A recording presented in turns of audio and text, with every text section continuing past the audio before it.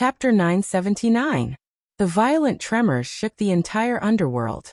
It was as if the Lord of the Underworld was enraged. And this angry Lord of the Underworld could only be Ereshkigal.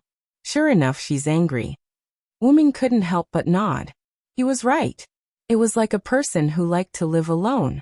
If several uninvited guests suddenly broke into this person's house, and they were the kind that fought, if Wuming was that person, Wuming would definitely be angry. And once a master who had almost perfect absolute power in the home got angry, the consequences were really unimaginable. It was fine if something happened to Gorgon because of Ereshkigal's anger. After all, he was an enemy. Wuming's main concern was Funbaba. Funbaba was like a pet to Wuming, and also like a partner. The Funbaba that had fused with Yggdrasil was also Wuming's weapon. No matter what, Wuming could not let anything happen to Funbaba. With this thought in mind, Wuming sped up a little. After a while, Wuming finally left the long passage and really came to the underworld. Then he landed on a broken stone pillar. Wuming looked at the dim underworld. It was still the same realm filled with stone pillars and stone bridges, and it gave people a feeling that it was endless. And such a common scene would make people feel despair and death. The underworld is really full of death everywhere. Wuming couldn't help but sigh. This was the second time Wuming came to the underworld, but Wuming could only say simple and specific words like desolation and death in Wuming's evaluation. After all, no matter who it was, when they saw a world that looked like it was dead, they would have such a feeling. Moreover, because the underworld had not seen the sun all year round, no, it should be because there was no sun since ancient times, countless death aura filled the entire underworld. If an ordinary living person entered the underworld by mistake, he would probably die in a few minutes. Even Gadotsi, who was equipped with the new magic dress invented by Da Vinci, would not last long. In a sense, preventing living creatures from entering the underworld could be regarded as saving others' lives in disguise. Although there were no living creatures in the underworld, there were many moving objects, such as the garrulous spirit, the soul reaper. Of course, there were also some resentful spirits that had left the spear cage and walked in the underworld because of the disrepair of the spear cage. Moreover, the land of the underworld also had no other landscape except for stones. In the absence of animals, it was even more impossible for plants to exist in the underworld. To be honest, the underworld that did not even have a single flower was a little pitiful. In short, Ereshkigal's spear cage inserted into the ground could be regarded as a unique landscape in the underworld. However, Wuming did not have time to appreciate these landscapes. It was more important to get down to business. Wuming flew quickly toward a place below where the concentration of magic power was obviously different from other places. After crossing a large number of stone bridges, climbing over countless stone pillars, and passing by a few stone platforms, Wuming even bypassed a huge stone pillar that could be called a mountain. Finally, Wuming arrived at his destination. Wuming vaguely saw the figure of Funbaba on Gorgon. Not only that, but Wuming also vaguely saw the phantom of a huge garrulous spirit. It seemed to be Ereshkigal. However, because of the death aura in the underworld, it had the effect of interfering with Wuming's vision, making Wuming unable to see clearly. But since he could not see clearly, he would take a closer look. He sped up and broke through the death aura of the underworld. The scene in the deepest part of the underworld was reflected in Wuming's eyes. Then Wuming could not help but be shocked. This was an extremely desolate and empty site without the slightest building. There was only desolation and vastness. However, this desolation made this site seem wider. However, this place was indeed larger than any platform Wuming had seen on the road. It was not a visual error but Wuming's true judgment. Whether it was Gorgon, Funbaba, or the huge garrulous spirit transformed by Ereshkigal, the three were not small, but when they were in this desolate open space at this moment, they did not seem crowded at all. On the contrary, they seemed quite small. However, Wuming was not surprised by this, but the situation at the scene.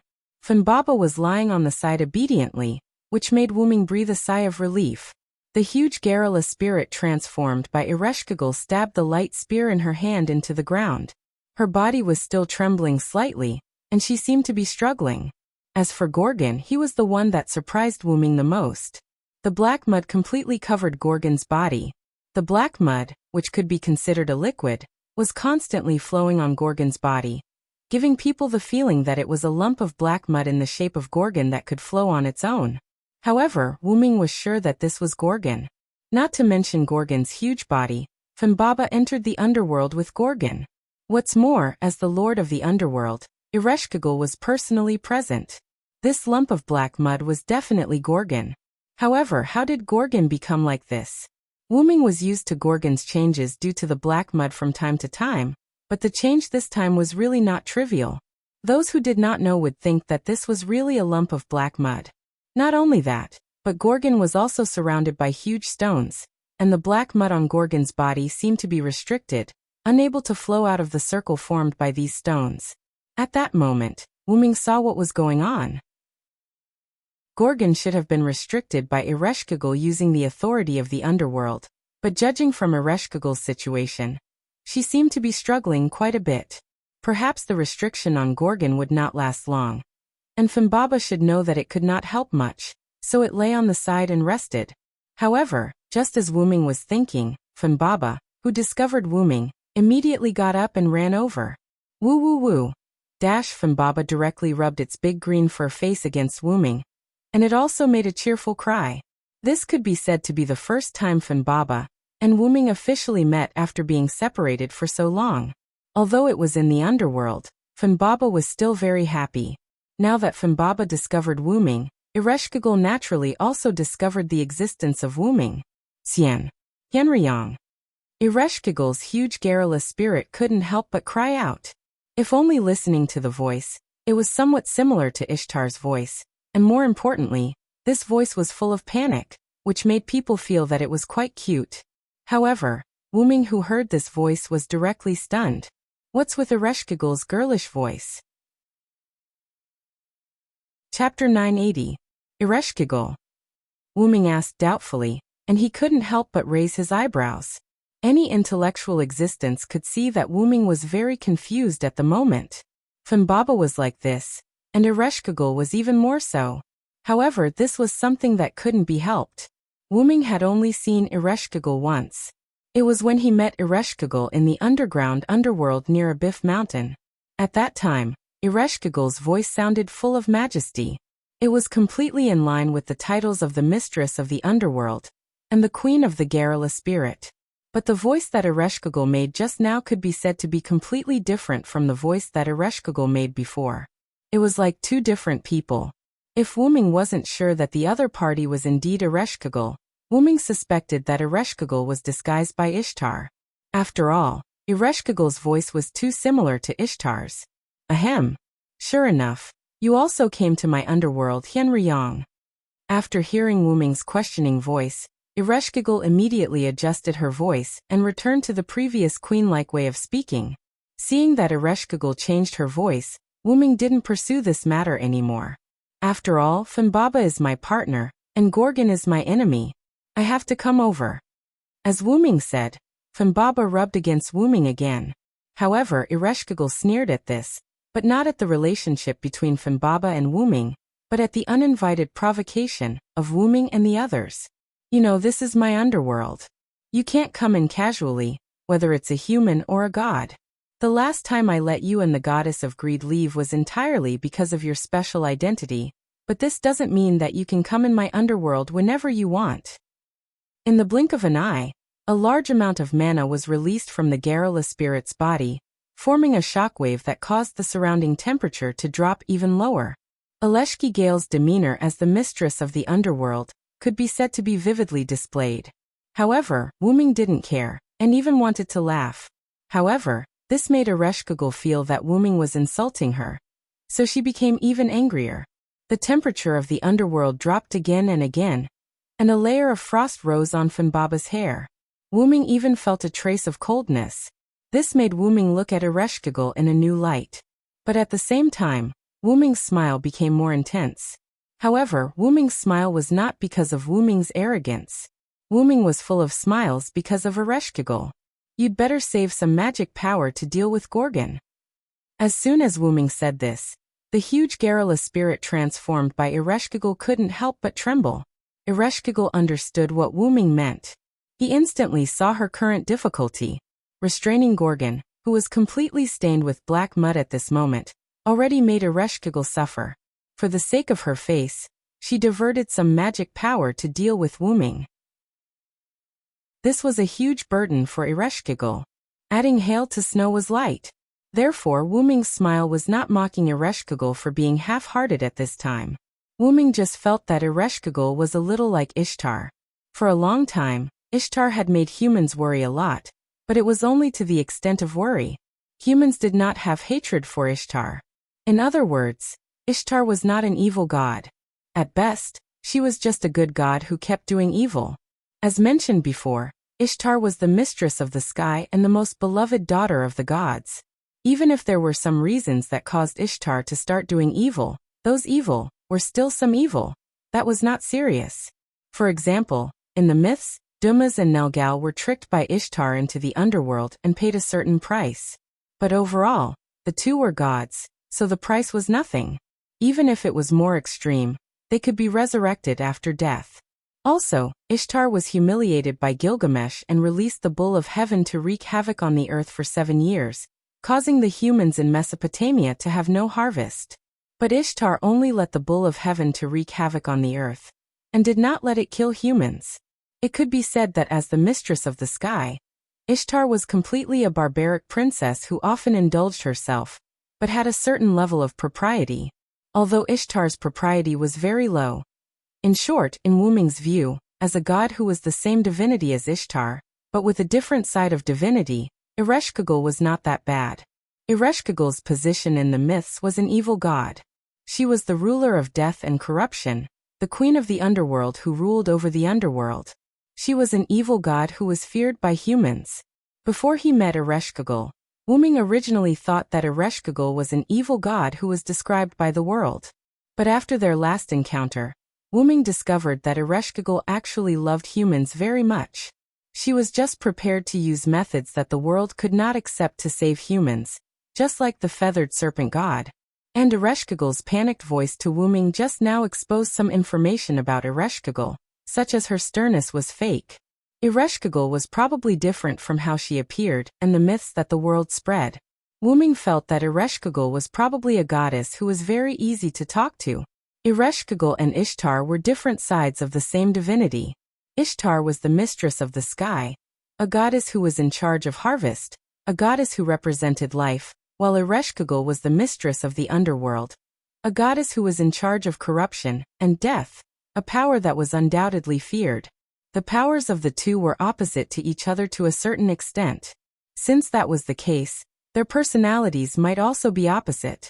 For example, Ishtar was the opposite of not easy to talk to at all and very arrogant, but Ereshkigal became very easy to talk to and kind to people. Wuming guessed that the world's fear of Ereshkigal was probably only because Ereshkigal was in charge of death, and Ereshkigal did not defend herself. Therefore, the human understanding of Ereshkigal stopped at a terrifying goddess.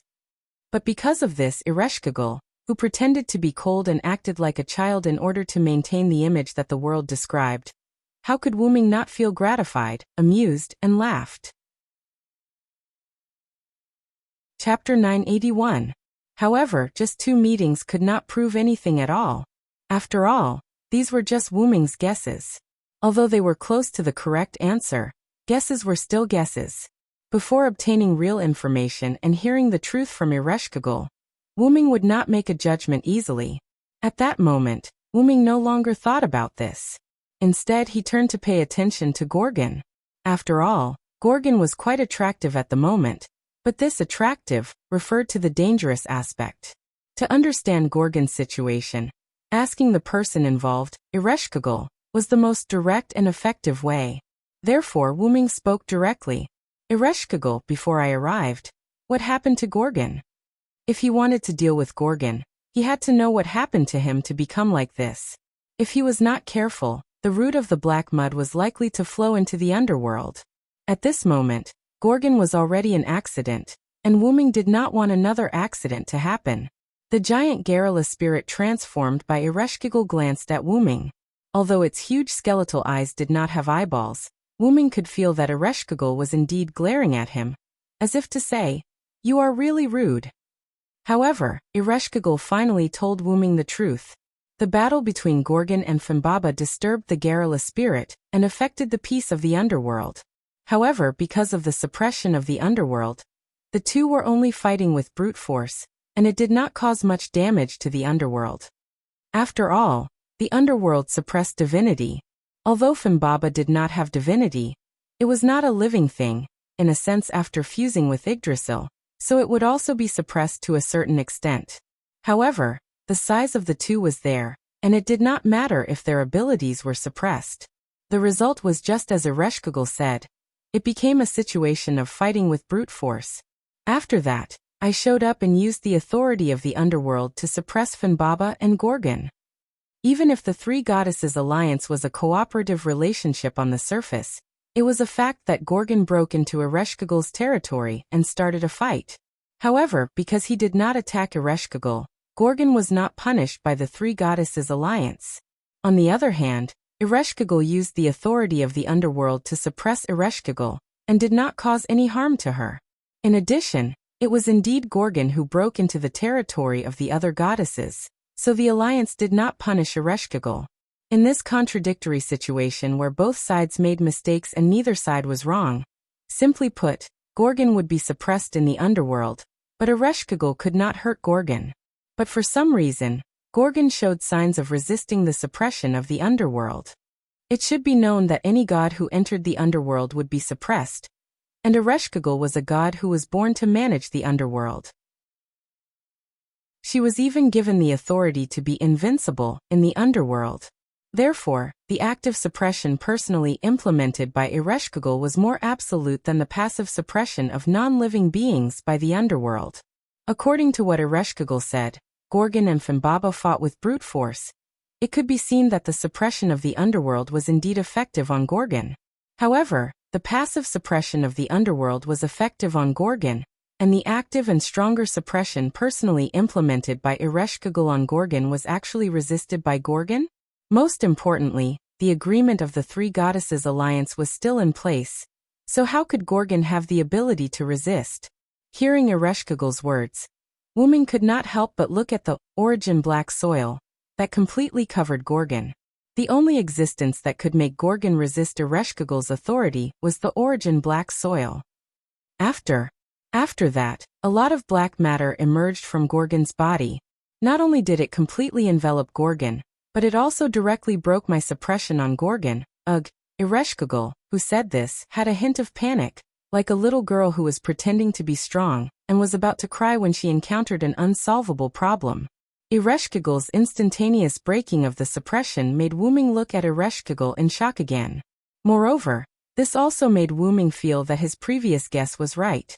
However, the huge skeletal face of Ereshkigal, which was transformed into the giant garrulous spirit, did not show any emotion at all.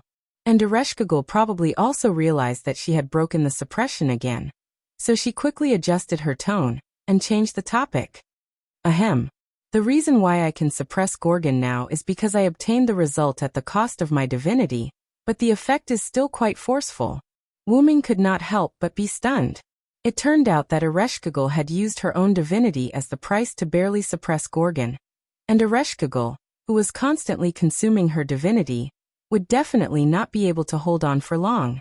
This was the reason why Ereshkigal looked like she was struggling. No matter how stupid Ereshkigal was, she could see that this black mud was not something good. If this stuff flowed into the underworld, not to mention the harm it would cause, just cleaning it up would make Ereshkigal vex for a while. The black mud is extremely corrosive. Inanimate objects are basically unaffected, but living objects might be an exception. If you allow the black mud to flow into the underworld, you'd better be prepared to give up on the underworld. Wu Ming's inanimate objects and living objects naturally referred to inanimate objects and living objects in a broad sense.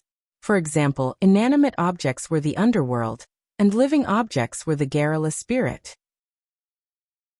Wu Ming guessed that the black mud, which came from the same source as him, should also have the ability to ignore rules. It was precisely this ability that made Ereshkigal's suppression ineffective against Gorgon. Even if it could not compare to Wu Ming's ability to ignore the rules of the underworld, it was still very likely that Gorgon, who was engulfed by the black mud, could ignore the rules of the underworld of a world. However, Wuming's words gave Ereshkigal a fright. "Ha! Is this thing so terrifying? But come to think of it, this thing attached to Gorgon allowed Gorgon to easily break through Ereshkigal's suppression. In the end, Ereshkigal had to pay the price of divinity to suppress Gorgon. Ereshkigal could naturally see that the black mud was different, but she did not expect Wuming to say such serious words. Therefore, Ereshkigal became a little dissatisfied. What do you mean by that? Chapter 982. To be honest, Wuming's words made Ereshkigal a little unhappy. What did he mean by giving up the underworld? As the mistress of the underworld, Ereshkigal seemed to have unlimited power. She held the authority of the underworld, and could be said to be an invincible existence in the underworld. However, the disadvantage was quite obvious. Ereshkigal could not leave the underworld. It was not that Ereshkigal was unwilling to leave the underworld. She had no choice. As the cornerstone of the underworld's birth, Ereshkigal used the condition of not being able to leave the underworld, in exchange for the effect of being invincible in the underworld. Because it was not Ereshkigal's initiative, it was comparable to a curse. The underworld had only stones and the garrulous spirit. It was also dark all year round. No matter what, Ereshkigal was a girl. How could she be willing to stay here? It was only for the sake of responsibility. However, this was not the main point. The main point was that Ereshkigal and the underworld were closely related. It was not an exaggeration to say that the two had a symbiotic relationship. However, Wuming asked her to give up the underworld. What was the difference between that and asking her to die? In this regard, Wuming explained, "It's just an if. Don't be nervous. I won't let things develop to the point where the master of the underworld has no choice but to give up the underworld," Wuming said confidently. Wuming did not want to let Gorgon leave the underworld alive today. As Wuming spoke, he took out the divine blade of salvation from the golden ripples, and flew toward Gorgon's huge body that was engulfed by the black mud. Did he really come down just to find the Fimbaba? Did he have no intention of getting rid of Gorgon? The answer was, of course, that he did. Due to the backlash from Tiamat's authority and the origin black soil, Gorgon's entire god had become somewhat abnormal. If Wuming had to make an analogy, it would be that Gorgon had transformed from an avenger to a madman. If he continued to let Gorgon run free, something could happen to him. Furthermore, the magical beast army had mobilized in full force. Taking this opportunity to annihilate the enemy was the best course of action. How long can you suppress Gorgon? Wuming suddenly asked Ereshkigal. Ereshkigal didn't react for a moment. Can you suppress Gorgon, who might go berserk because of the threat of death? Ahem. Yenriyong, your self-righteous attitude is really annoying. Ereshkigal cleared her throat and unhappily replied to Wuming. Please answer truthfully. This is related to the following plan, as well as the situation of you and the underworld. At this moment, Wuming was like a god. His expression was rather serious, and his tone was filled with an undeniable charm. Perhaps Wuming didn't mean this, but only the strong could decide everything. Wuming had a way to get rid of Gorgon. Since that was the case, he had to be stronger than Ereshkigal.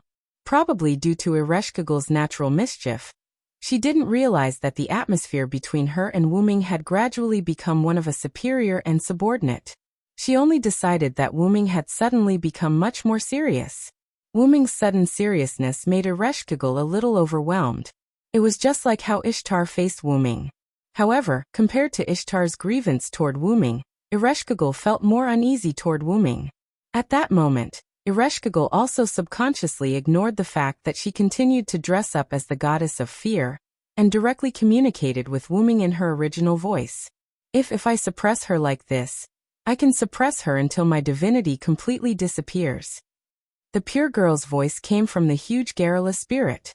It was slightly out of place, but Wuming's attention was no longer on this. He was paying attention to Ereshkigal's answer. The first half of the sentence made Wuming quite satisfied, but the second half of Ereshkigal's answer made Wuming stunned. As for whether I can suppress Gorgon, who went berserk due to the threat of death, I don't know. Ereshkigal answered Wuming rather weakly. Probably because of her lack of confidence, Ereshkigal's last few words were pitifully soft. Fortunately, Wuming's hearing was good. However, Wuming hoped that he heard wrong. What do you mean you don't know? Wuming frowned.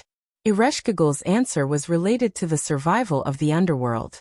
She gave Wuming an ambiguous answer like, I don't know.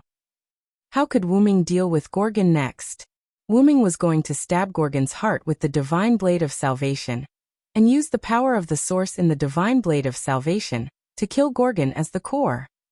In this way, these source black mud without a core were equivalent to lambs waiting to be slaughtered by Wuming. For the current Wuming to deal with the ownerless source black mud, Wuming expressed that it was a piece of cake. However, that was based on the assumption that Gorgon would not break Ereshkigal's suppression due to the threat of death. Although Wuming could still kill Gorgon, if Gorgon, as the source of the source black mud, broke through Ereshkigal's suppression and allowed the black mud to flow into the underworld, it would be quite troublesome to deal with the aftermath. In the event of an accident, Ereshkigal, who could not leave the underworld, might become the core of the next source black mud. Although Wuming and Ereshkigal had only met twice, Wuming had a good impression of Ereshkigal. Wuming did not want Ereshkigal to become his enemy. Of course, even if the source black mud flowed into the underworld after Gorgon broke through Ereshkigal's suppression, Wuming had a way to get rid of the source black mud. However, in that case the underworld would probably be affected as well. In the best case, it would be half destroyed, and in the worst case it would cease to exist.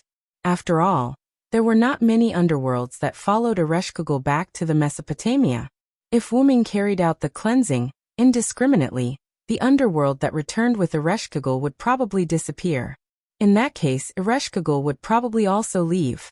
The curse of only being able to stay in the underworld was no joke. Without the underworld, Ereshkigal would undoubtedly leave. Wuming did not want to kill the enemy by sacrificing people who might become allies. What was the difference between that and killing the criminal along with the hostage? If that was the case, Wuming might as well let the black mud enter the underworld and erode Ereshkigal. Anyway, the result would be that Ereshkigal would leave because of Wuming. It would be the same no matter which side it was.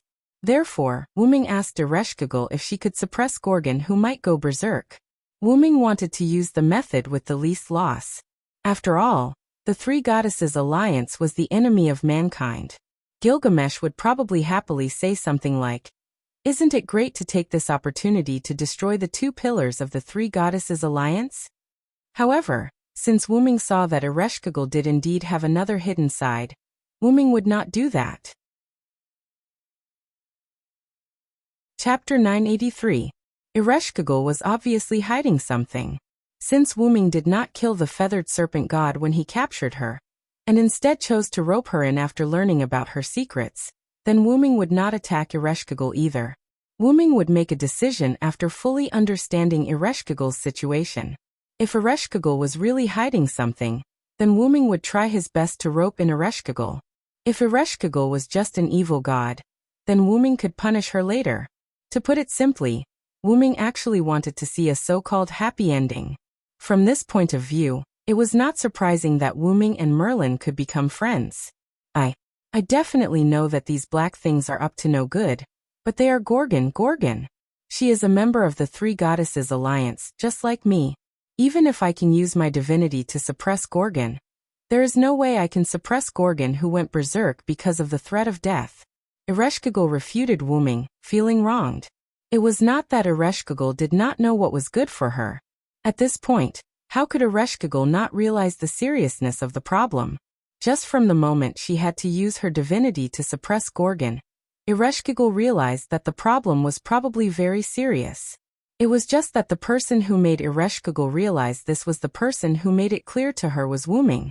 But she really could not do Wuming's request. Wuming fell silent and could not help but sigh. Then he turned to look at Gorgon. The black mud on Gorgon's body was like a living thing, and it was still squirming. Even the underworld, which was so eerie that it could not be described as a scenery, was ruined by it. However, Gorgon himself seemed to be steadily suppressed by Ereshkigal, and did not seem to want to break free. From Ereshkigal's answer, Wuming was clear of two things. Ereshkigal was not as powerful as he imagined, and Gorgon's origin black mud was the same. Ereshkigal used the sacrifice divinity to suppress Gorgon, which meant that the origin black mud was not very effective in the hands of Gorgon. At least, Wuming could easily suppress Gorgon. And Ereshkigal did not have the confidence to suppress Gorgon, who was likely to go berserk under the threat of death. This proved that Ereshkigal's suppression was not foolproof. In this case, it also meant that there might be uncertainty in Ereshkigal's words. For example, when she said that, "I can continue to suppress Gorgon until my divinity completely disappears," there might also be uncertainty. Maybe in the next second, Ereshkigal's suppression on Gorgon would be broken. At that moment, Wuming no longer thought about it. The saying "a long delay means trouble" was very reasonable. Wuming flew directly to Gorgon's heart, raised the blade of salvation in his hand, and aimed it at Gorgon's heart. Wuming was ready to smash a broken pot. Everything would work out when the time came. Anyway, he had smashed such a broken pot many times, so this time would not make a difference. Hey. Don't be impulsive. I don't have the confidence to suppress Gorgon. Ereshkigal originally wanted to discuss with Wuming if there was any other way. In the end, Wuming rushed directly to Gorgon's heart, seemingly ready to directly stab that extraordinary weapon into Gorgon's heart. But what if Gorgon goes berserk? What if the black substance pollutes the underworld? Weren't you very worried before? Why are you suddenly not worried? A happy ending? Why don't you care about my life and death? Isn't this too cruel? Don't worry, my luck has always been very good. Wuming's implication was that with his luck, even if it was a broken pot, he could still smash it into a good pot. Ereshkigal was dumbfounded. Wuming dared to gamble, but Ereshkigal did not dare to gamble. Could he be more reliable? However, Wuming ignored Ereshkigal. Instead, he directly injected an unprecedented amount of magic power into the divine blade of salvation. Perhaps it was because the underworld was extremely dark, but the divine blade of salvation also emitted an unprecedented light. Suddenly, the entire underworld seemed to be illuminated by sunlight. The underworld, which had never seen the light of day from the beginning, was illuminated by light. The garrulous spirits hiding in the shadows were attracted by the light that scattered into the underworld, but because of the attribute restriction, they could not really touch the sunlight. They could only hide in the shadows and yearn for life. Even the undead yearned for the light full of life. No, it was more accurate to say that it was precisely because the undead had lost their lives that they yearned for the light that represented life. Not only the garrulous spirits, but Ereshkigal also had a change in her soul. My underworld is filled with light. Legend had it that Ereshkigal had no desires, but no one in the world could truly have no desires, not even the gods. The reason why Ereshkigal had no desires was because she knew that her desires were impossible to achieve. Over time, many of the desires that Ereshkigal desired were either forgotten by Ereshkigal or buried in the bottom of Ereshkigal's heart. Among them, illuminating the underworld with light was one of Ereshkigal's desires. All of a sudden, the huge garrulous spirit disappeared, and a blonde girl wearing a black and red cotton cloak and holding a spear of light appeared where the huge garrulous spirit had disappeared. If Wuming looked back now, he would find that the blonde girl's face and Ishtar's face were exactly the same. The two could be said to be sharing the same object. However, Wuming was not in the mood to pay attention to this at the moment. Like a wet blanket, he stabbed the divine blade of salvation straight into Gorgon's heart. Before stabbing, Wuming shouted at Ereshkigal without looking back.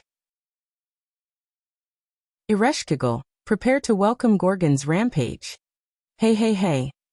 Accompanied by Wuming's stern words and Ereshkigal's panicked voice, Gorgon, who was covered in black mud, began to struggle violently. The platform where the two were on began to shake violently. The stone pillar that Ereshkigal used to suppress Gorgon gradually cracked, and then suddenly broke. Kacha. In just one exchange, almost half of the dozen huge stone pillars that suppressed Gorgon broke. Although the remaining half of the stone pillars were still intact, there were also cracks. With all the stone pillars broken, it was only a matter of time before Gorgon broke free. Please Meslamtia. Chapter 984. Ereshkigal's clear, bell-like voice resounded throughout the underworld. With just this sentence, the majesty of the underworld's mistress was vividly displayed. Afterwards, Ereshkigal imbued almost all of her divinity into the light spear in her hand, Meslamthia. In an instant, the stone pillars that had been broken by Gorgon's struggle were restored, and the berserk Gorgon was once again suppressed. However, although she had successfully suppressed Gorgon again, the effect was not as effective as before. This was probably because Gorgon was currently under the threat of death. A large mouth split open on Gorgon's head, and an inhuman cry like that of a berserker came out from it. Gorgon's teeth, tongue, and other organs could not be seen in this mouth. It was pitch black, and it seemed that Gorgon's body was also filled with black mud. Countless snake hair mixed with black mud rippled around Gorgon's head. Probably because it was suppressed, although the snake hair fluttered, it was as if it was drunk and swaying. Not only that, the black mud flowed out from the cracks in the stone pillars, and began to gradually cover the surrounding space. It seemed that the method of mending the pen after the sheep was lost could not be compared to the previous method. Hey, Yenryong, hurry up and think of something. I can't hold on for long. Ereshkigal gritted her teeth as she looked at Wuming, who was floating in the air. This was partly because Ereshkigal was dissatisfied with Wuming's inaction at the moment, and also because of the difficulty of forcefully suppressing Gorgon. Wuming ignored Ereshkigal's complaints and observed his surroundings. Kingu actually did not appear. Wuming said indifferently. That's right, Wuming was actually waiting for Kingu to appear. Wuming originally thought that Kingu would appear when Gorgon's life was in danger. After all, from all the previous signs, it was clear that Kingu's concern for Gorgon came from the bottom of his heart, and was not fake. But strangely, when Gorgon's life was in danger, Kingu did not appear. After all, Wuming had chased Kingu into the underworld. Kingu must be here to help Gorgon. Why didn't he show himself? Wuming shook his head. Wuming did not have the luxury of time to think. Since Kingu was not going to show up, he would have to ask Gorgon to leave today. I am the strongest and I hold victory in my hands. Be it human or demon. I am a person who can defeat all enemies, and I will defeat any enemy that stands in my way. Giants who possess unparalleled divine power, please help me. In an instant, Wuming's body exploded with extraordinary divine power. Golden light gathered on Wuming's right arm, forming a solid giant arm. Divinity. Ereshkigal was shocked. This was the underworld. Why wasn't the Hyenryong's divinity nullified? However, Wuming did not pay attention to Ereshkigal. Instead, he focused on Gorgon. Gorgon's rampage intensified as he sensed the threat of death. His huge body began to move violently as he once again let out that inhuman voice. It's over, Gorgon. Wuming used his huge golden right arm to hit Gorgon's heart. Only the hilt of the divine saber of salvation was exposed. In the next second, the divine saber of salvation that was wreaking havoc in Gorgon's heart sank into Gorgon's body. Then Wuming released the true name of the divine saber of salvation, which had turned into his own noble artifact. Purify her, divine saber of salvation, Excalibur. The divine saber of salvation, which had completely sunk into Gorgon's heart, exploded with extreme power, and reacted violently with Gorgon, who was completely covered by the black origin mud. This stimulation gave Gorgon a final burst of strength, and he instantly broke free from Ereshkigal's suppression. Ereshkigal slumped to the ground, and even Meslamthia fell out of her hand. The stone pillars around Gorgon were all shattered and turned into supersonic bullets, scattering in all directions. Just as they were about to hit the unprepared Ereshkigal, a figure blocked in front of Ereshkigal. This person was Wuming. Wuming raised the huge right arm of the giant incarnation and blocked Ereshkigal, helping Ereshkigal block the gravel that could have killed her at this moment. Thank you.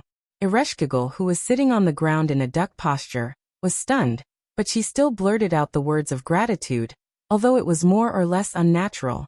This made Wuming turn his head to look at Ereshkigal.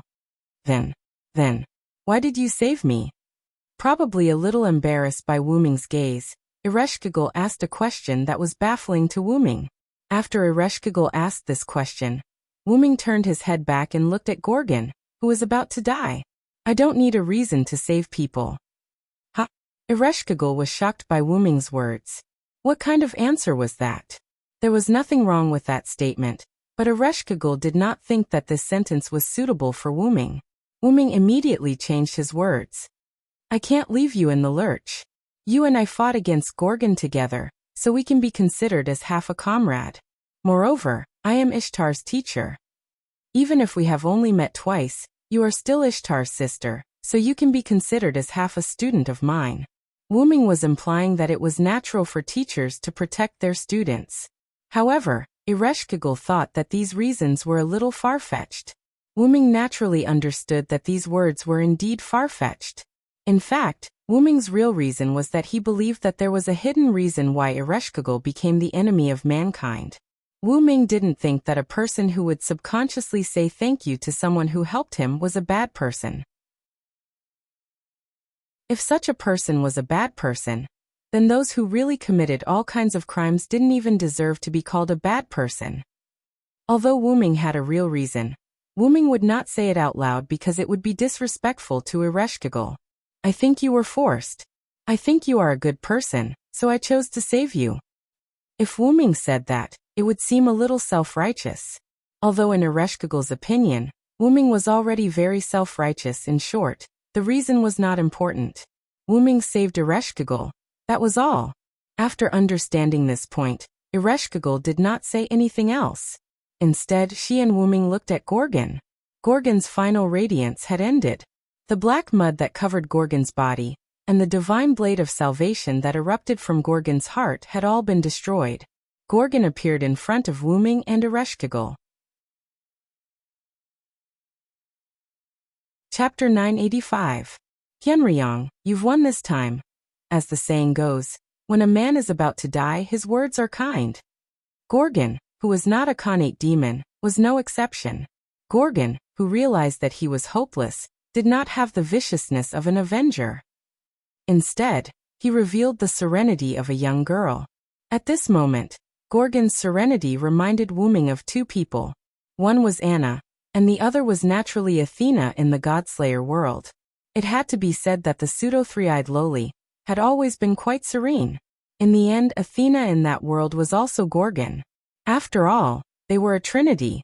The reason why Athena's clone in the Godslayer world became a demon was because of the changes in the inheritance of that world. The gods in the Godslayer world were bound by the inheritance of humans. Originally, they were powerful existences that were not gods. In order to protect themselves, humans used myths to bind these powerful existences. Later, because the matriarchal clan changed into a patrilineal clan, the myths were modified, and the gods bound by the myths were also changed. The reason why Gorgon in the M-Moon world was born was because of humans.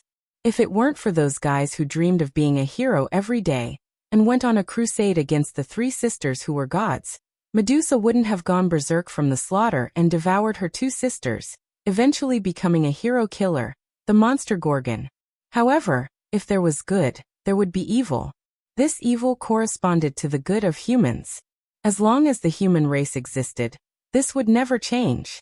Now that he thought about it, there were many reasons why Anna appeared in this singularity.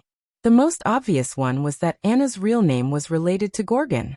Although Anna had never told anyone her real name, Wuming already knew about Anna's identity.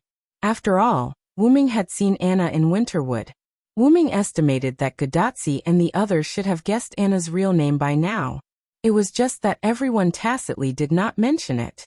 According to Wuming's understanding, Gadotsi and the others were the kind of people who would not pursue the matter as long as the other party did not voluntarily reveal their real names.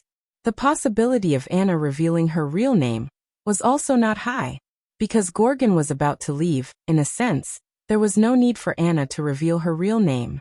As for the other point that Wuming guessed, it was because of the Holy Grail that Wuming left behind in this singularity. I wonder if Kinga did anything to the Holy Grail. Wuming muttered. Gorgon saw that Wuming was obviously thinking about something else. Although she knew that Wuming had neglected her, she was not angry at all. It was almost time for her to leave. A shattered wound appeared where Gorgon's heart was. The crack spread from Gorgon's heart to Gorgon's whole body. It seemed that Gorgon was about to leave.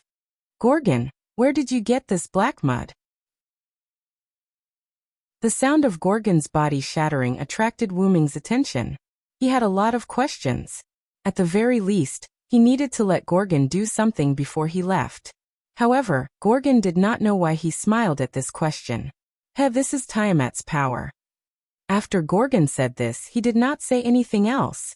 The cracks on Gorgon's body grew bigger and bigger, as if they would shatter in the next second. Tiamat's power. Wu Ming muttered silently. Gorgon's answer did not satisfy Wu Ming. Wu Ming mainly wanted to know if Gidia did anything to this singularity. The Mesopotamia singularity was a time point before Gidia's time. The formation of this singularity was also personally arranged by Gidia. This already showed how special this singularity was. At least, it was more special than the previous 6 singularities. However, starting from the 5th singularity, Gidia and Wu Ming began to fight openly and covertly. Gidia created many holy grails and threw them into the 5th singularity in an attempt to use the various follower forces to cause trouble for Wu Ming, Chaldea, and the others. In the end, Gidia happened to enter the 5th Mesopotamia as one of the forces. In the end, not only did Gidia not cause much trouble for Wu Ming, Chaldea, and the others, but Wu Ming also found Gidia's hiding place and fought him. Although Wu Ming lost his body because of this, Gidia did not have it easy either. This was certain.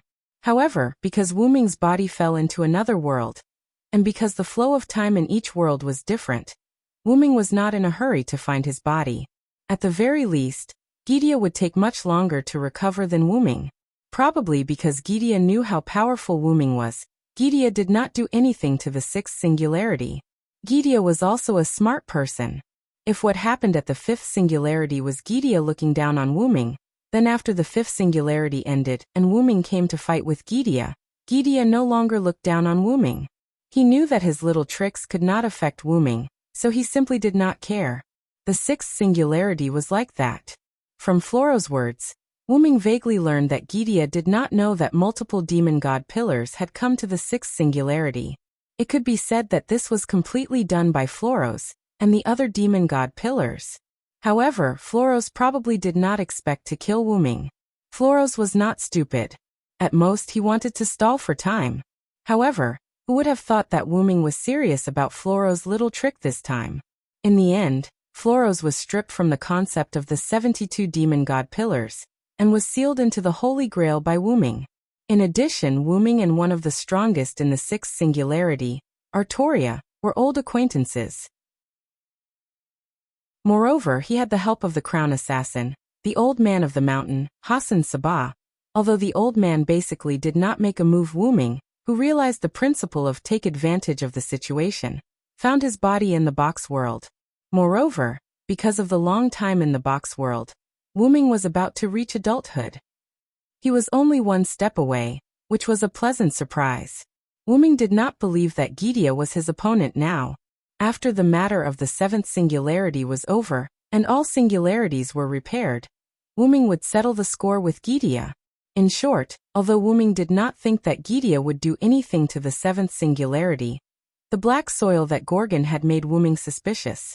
But since Gorgon said that it was Tiamat's authority, then it might really be Tiamat's authority. Putting aside whether Gorgon knew about Gidia's matter, even if Gorgon knew, if Gorgon did not want to say, Wu Ming would not force him. Just like how Wu Ming knew that Gorgon did not know that Anna had descended as a servant, he would not tell Gorgon about Anna. Chapter 986. As Wu Ming pondered, Gorgon's body cracked even more. Finally, without saying a word, Gorgon's huge body shattered and turned into mana particles that dissipated in the underworld.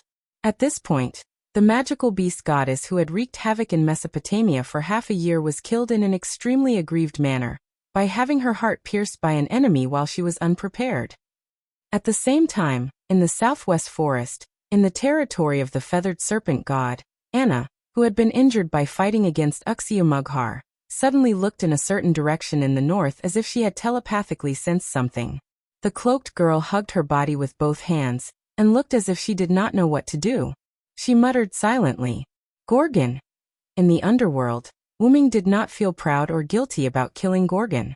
After all, even if they were to fight face to face, he could still kill Gorgon. It would just be a little more troublesome.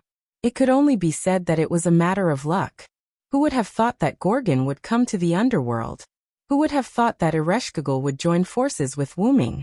Who would have thought that Wuming would take advantage of Ereshkigal's restraining of Gorgon to send the divine blade of salvation into Gorgon's heart?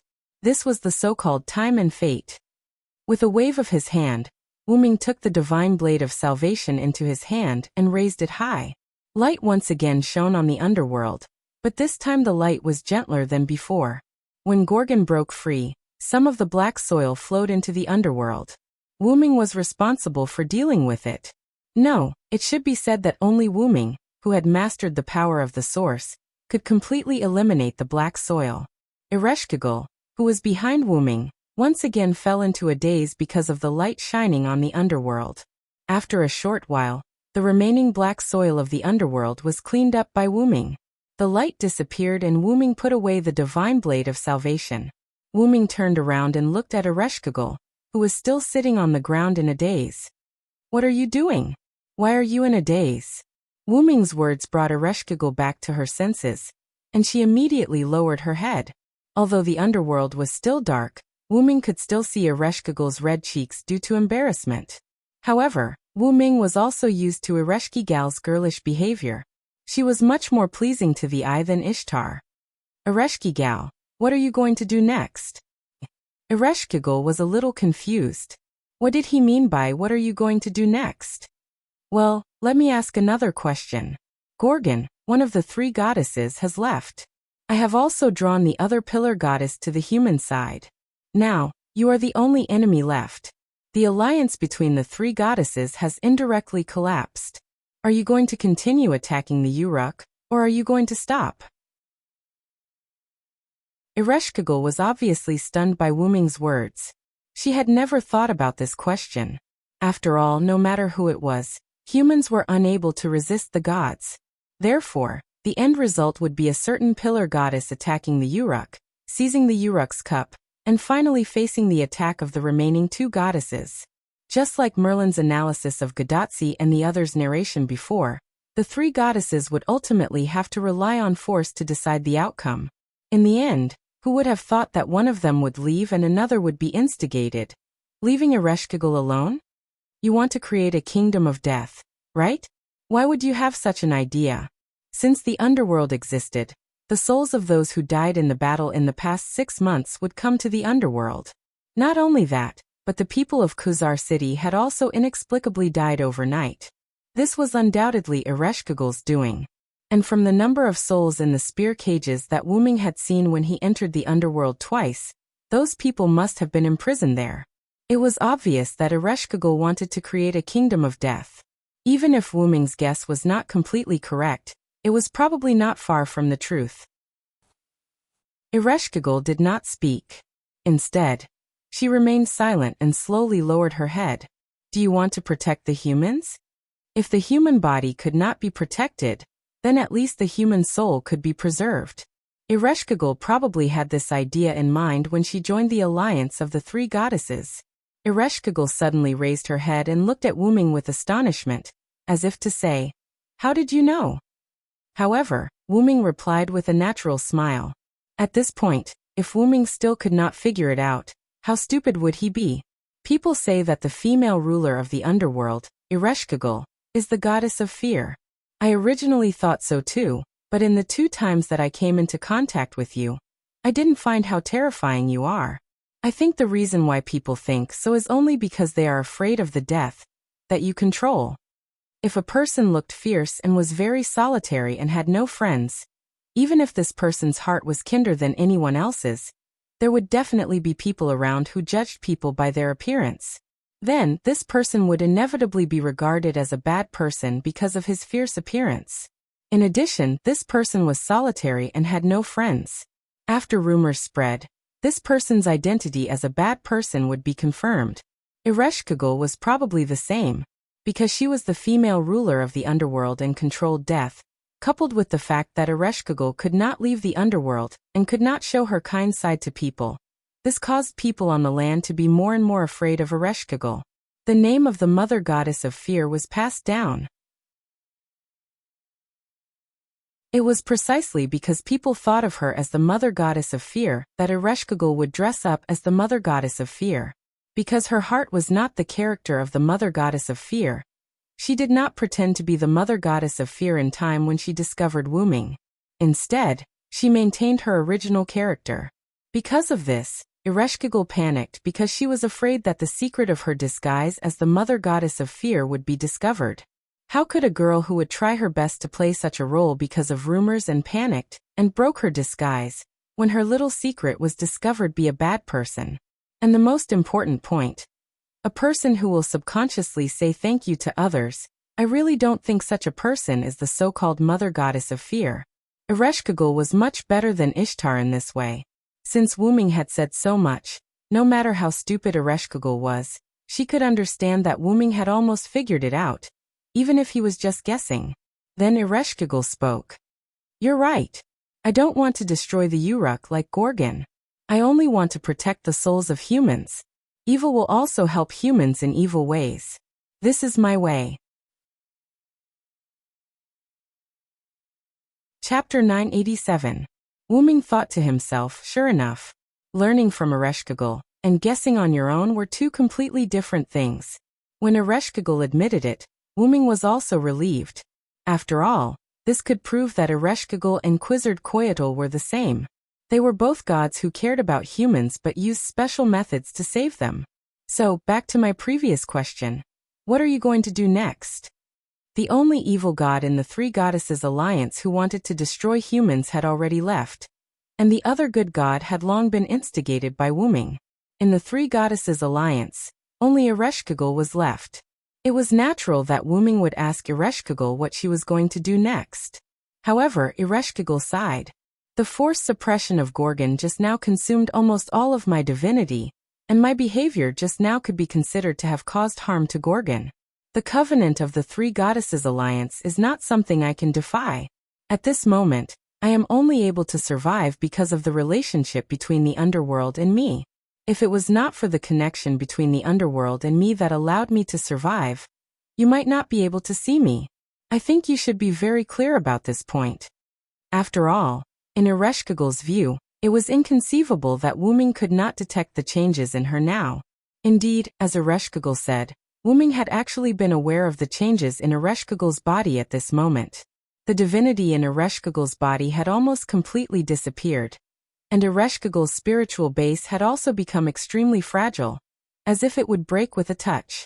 Ereshkigal immediately asked, "Why don't you just kill me directly? Right now, I am extremely weak. After all, I am a member of the Three Goddesses Alliance, an enemy of mankind."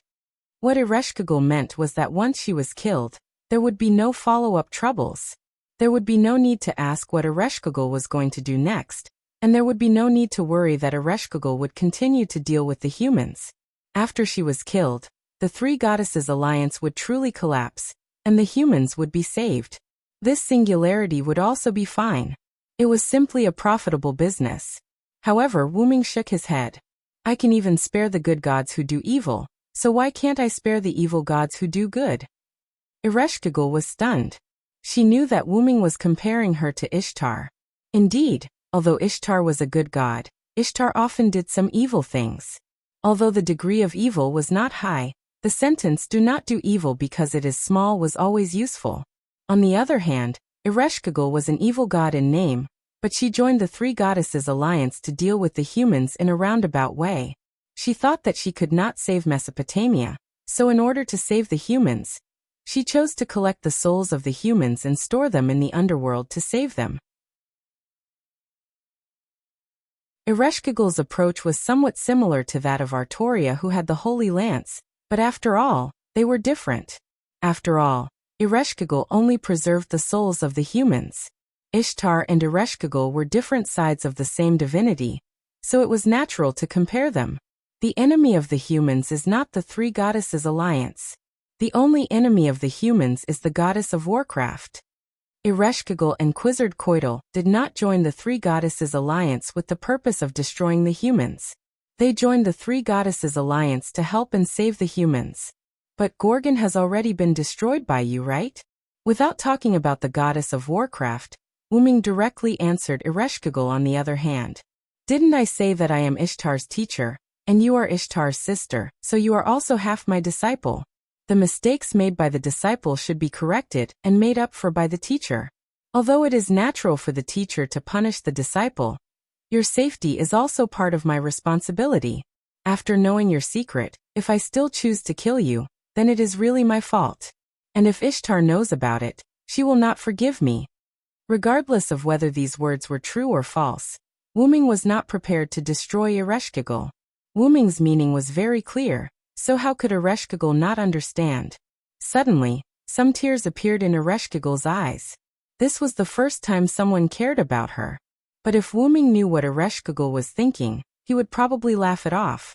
With Ereshkigal's EQ, which was raised as a young lady who did not know about the world because she stayed in the underworld for a long time, she probably would not realize that someone cared about her.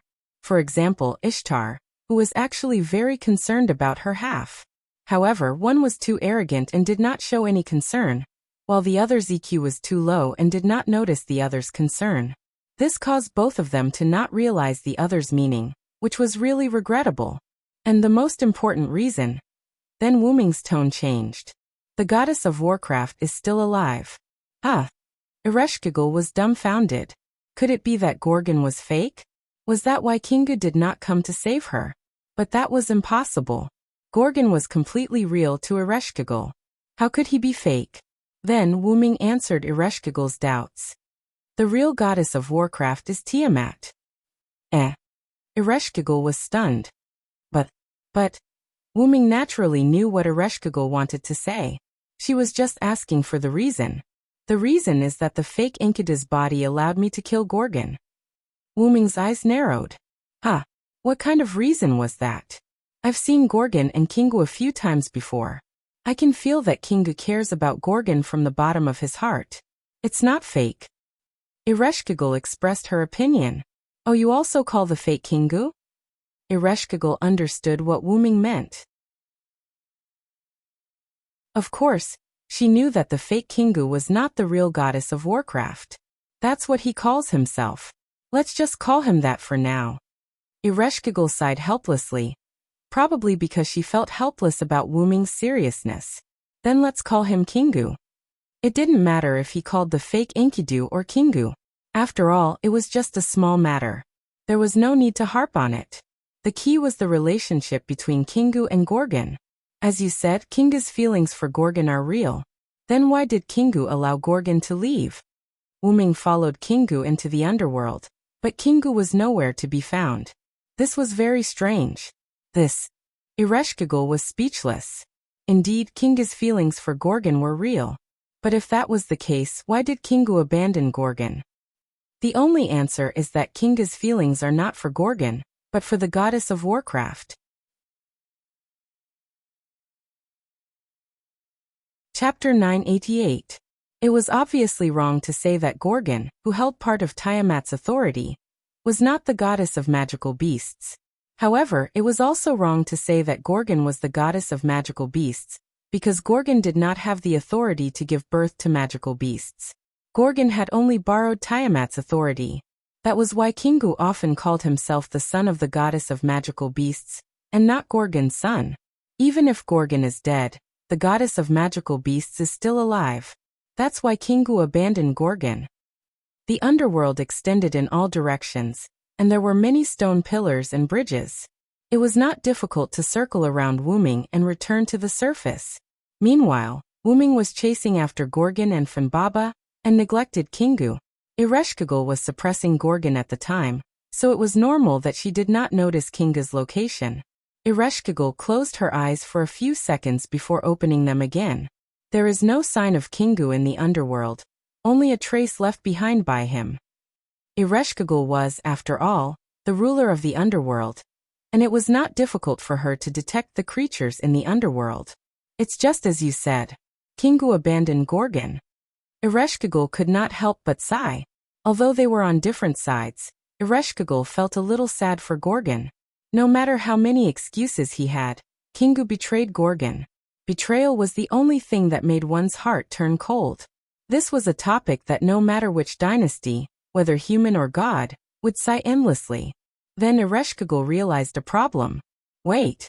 If the goddess of magical beasts is not Gorgon, but Mother, where would Mother be hiding? The Mesopotamia looked very big, but it was only a small area. The surface of the Mesopotamia was divided according to the forces, and most of the underground was occupied by Ereshkigal's underworld and Zhuge Kongming's noble phantasm. Tiamat's body was extremely huge, and it was said that her body was that of the dragon god. There was no place for her to hide. There was another important point. Tiamat was once exiled by the gods into the void, and it was not a place where one could casually come and go. If Tiamat could come out of the void, she would not have come out at the end of the gods' era. Ereshkigal's words reminded Wuming of the Persian Gulf. The dream he had about Tiamat was that he was in an ocean full of black mud. At that time, Wuming fell asleep near the Persian Gulf, and the Persian Gulf was connected to the Indian Ocean. It was easy for it to accommodate Tiamat's legendary huge body. Therefore, Tiamat was most likely hiding in the Persian Gulf. At the very least, she was hiding in the virtual space of the Persian Gulf. However, Wuming agreed with the former. Tiamat will definitely come out of the void. There is no doubt about that. Tiamat's authority was not so easy to take. If Tiamat was still in the void, even with the help of the Holy Grail, Gorgon would not be able to bless himself with Tiamat's authority. Wuming guessed that it was probably because of the collapse of human reason, coupled with Gidea's tricks, such as borrowing the power of the Holy Grail, that Tiamat successfully escaped from the void. For some unknown reason, she was sleeping somewhere in this world. Kingu was either simply there to meet up with Tiamat, or he was there to awaken the sleeping Tiamat. Wuming believed that it was the former. The black mud only appeared on Gorgon's body, and it did not invade the land. This means that Tiamat definitely hasn't come to this land yet, or she is also sleeping. In this regard, Ereshkigal nodded in agreement. If Tiamat had appeared in Mesopotamia, perhaps humanity would have been finished long ago, and they would still be able to resist for half a year. As the only native god in Mesopotamia's Sumer pantheon, it could be said that no one understood Tiamat's power better than Ereshkigal. Although she wasn't like Ishtar who could freely roam the world, Ereshkigal wasn't the kind of person who didn't care about worldly affairs. Ereshkigal was indeed quite reclusive, but not to mention that the Garrula spirit would bring her news of the surface, as her divine authority, peddling, would also tell Ereshkigal stories of the surface from time to time, whether it was about humans or gods. Otherwise, if Ereshkigal had stayed in the underworld for tens of thousands of years, she wouldn't have gone crazy from boredom. At the very least, Ereshkigal wouldn't be like a young lady who lived in a boudoir like she was now. It had to be said that time could erase the soul of an intelligent creature, but it could also erase the soul of a god. It was rare for Ereshkigal, who could only stay underground and endure the curse of being imprisoned, to have the temperament of a young lady. If Ishtar and Ereshkigal were to exchange identities, perhaps Ishtar would be imprisoned for a long time and her soul would collapse and become an evil god. Of course, this was only an if. After all, Ishtar's personality was cultivated. If they were to exchange identities from the beginning, the outcome would be unpredictable. All in all, Ereshkigal was a god after all. Even if she didn't understand the affairs of the humans on the surface, she wouldn't and couldn't not understand the affairs of the gods. Gods wouldn't change for millions of years, unlike humans who would change dynasties in less than 100 years, or even a dozen years. The mother has an ability called immunogease, also known as cell coercion. It can transform the captured life forms into creatures that will completely obey the mother's orders and become the enemy of humans. This is the mother's most powerful and terrifying ability. Hearing Ereshkigal's explanation, Wuming felt that this was similar to the black root mud. This was probably why Ereshkigal could still remain calm after Gorgon admitted that the black root mud was Tiamat's authority. However, Ereshkigal didn't know that the black root mud in Gorgon's body was the black root mud. Wuming wouldn't mistake it. What was strange was that Gorgon clearly possessed the black root mud, but Gorgon said that it was Tiamat's authority. After all, Ereshkigal was a cornerstone that had been in the underworld since birth. It wasn't surprising that the black root mud Gorgon mentioned was Tiamat's authority. It could only be said that either Gorgon was lying, or Tiamat possessed the black root mud. In other words, her own authority had fused with the black root mud, which had a very similar effect. This wasn't good news. Chapter 989. After all, Wuming was not a native god of Sumer. Naturally, he did not know about Tiamat's crazy ability. But after Wuming thought of his trump card, he was relieved. After all, there was no need to panic. Wuming looked at Ereshkigal again. Move the underworld to a safe place. This way, Tiamat will not endanger you. As long as the underworld was moved to the north or below the mountains, as long as the underworld was not connected to the surface, Tiamat would not affect Ereshkigal underground. However, Wuming's words made Ereshkigal unhappy. I am also on the side of humans. Don't think of me as the same as Ishtar. Hearing Ereshkigal's complaint, Wuming could not help but smile. First of all, Ereshkigal did not understand Ishtar. Ishtar would not run away at such a critical moment for the survival of humans. Probably in Ereshkigal's mind, Ishtar was the greedy goddess who was addicted to treasures and overestimated herself. Second of all, Wuming also felt gratified for Ereshkigal. Ereshkigal's words also represented that Ereshkigal had answered Wuming's question. In short, it was good that Ereshkigal had the heart. Anyway, she could not do the specific thing. After all, you can't leave the underworld. There's no doubt about that. This was a hard point. Moreover, your spirit base is now so fragile that it can be broken with a light touch. Wuming's meaning was clear. Ereshkigal could not even protect herself. How could she help others? Ereshkigal once again fell into a state of embarrassment and blushed.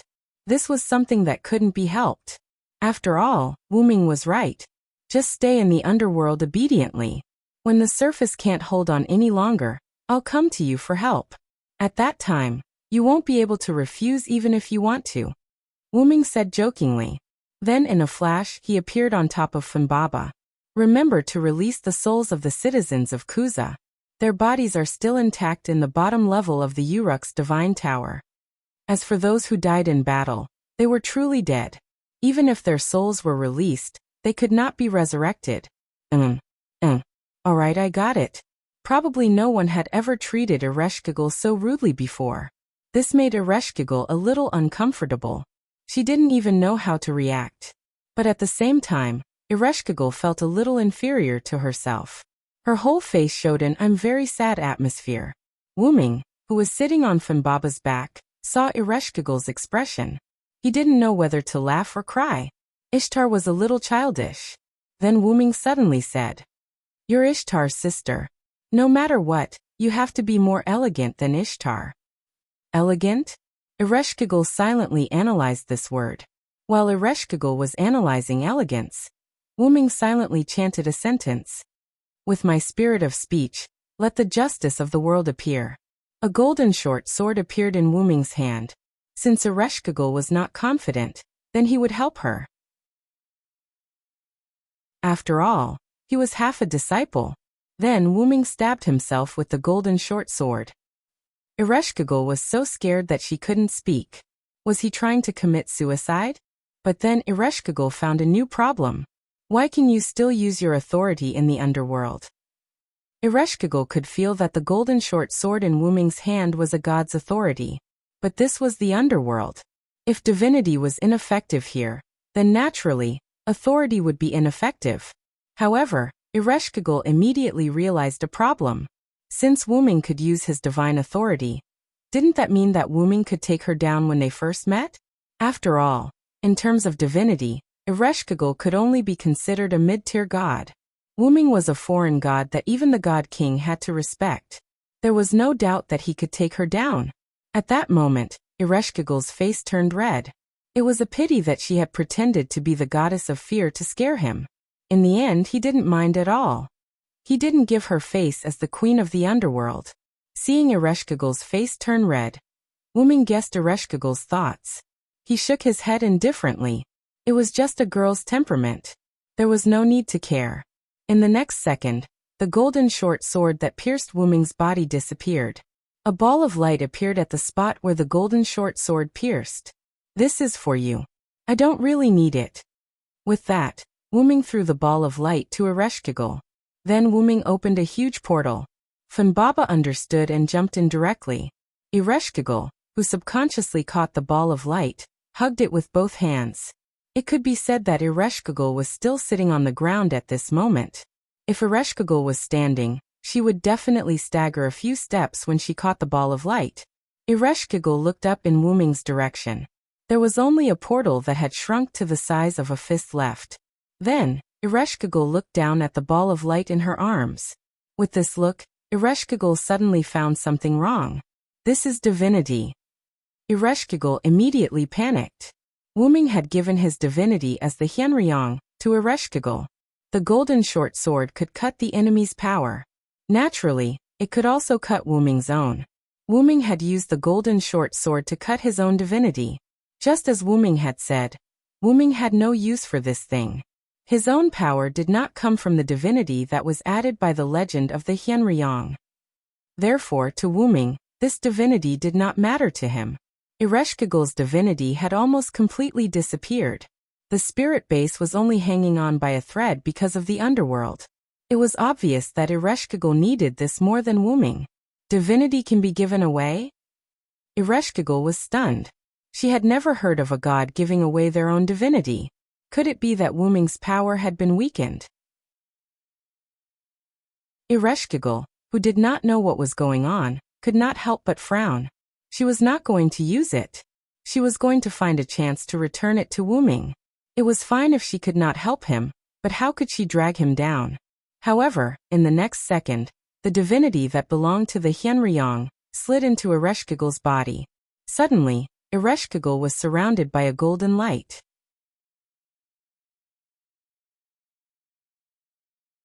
Chapter 990. Ereshkigal was confused once again. However, there was something else that made Ereshkigal even more confused. Beside Ereshkigal, there was a black-haired little girl wearing a robe and holding a staff. The little girl looked at Ereshkigal, and Ereshkigal looked at the little girl. The two of them stared at each other. "Brother Wu Ming?" The little girl looked at Ereshkigal with a tone of speculation, disbelief, and suspicion. "Brother Wu Ming?" Ereshkigal repeated the little girl's words, and showed an even more surprised expression. "Who is Brother Wu Ming?" On the surface of Mesopotamia, in a dense forest far away from the underworld, a huge black-purple ripple appeared here, and then a huge green creature walked out, and there was an extraordinary figure sitting on its back. The two of them were Funbaba and Wu Ming, who left through the portal, and this dense forest was Quizzard's territory. "Pa!" Wu Ming snapped his fingers and closed the portal. Even the rules of the underworld could not restrict Wu Ming, so the underworld naturally could not restrict Wu Ming. Ereshkigal is really an interesting person. It's a pity that I can't stay for a while longer. Wu Ming recalled Ereshkigal's shocked expression, and his face was filled with joy. "Woo-woo," Funbaba called out twice, and it seemed like it did not understand Wu Ming's words. Wu Ming laughed, and then shook his head. It was normal for Funbaba not to understand Wu Ming's joy, and Ereshkigal might not understand Wu Ming's meaning. But then, Wu Ming could not laugh anymore. This was because Wu Ming felt an unusually large magical power coming from the east. That's the Persian Gulf. In an instant, Wu Ming guessed the source of such a large magical power. It's Tiamat, right? Gorgon's possession of Tiamat's power was not a simple possession, but a sharing. Only a shared death could make Tiamat immediately wake up, or rather, wake up. This was probably Kinga's goal. Kingu wanted Tiamat to appear, and Wu Ming wanted to end this singularity as soon as possible. "I have to hurry." Although Silent Wonder had never seen Tiamat before, and did not know how powerful she was, Silent Wonder would not underestimate her. Before Wu Ming's trump card was ready, he had to make some preparations to deal with Tiamat. Wu Ming thought as he released his mental power. After determining his current location, he retracted his mental power. Wu Ming found himself in the northwest part of the forest. This was the place where Wu Ming and Merlin met up on their way to Eridu. This could not be helped. Funbaba was too large to appear in the city, and Wuming had only stayed in this forest other than Eric Metropolis and UR. I wonder if the demonic beasts here have been eliminated. Wuming thought. Then Wuming pointed in the direction of Eridu to Fimbaba. Let's go, we'll head there. Heading towards Eridu, they would know the situation.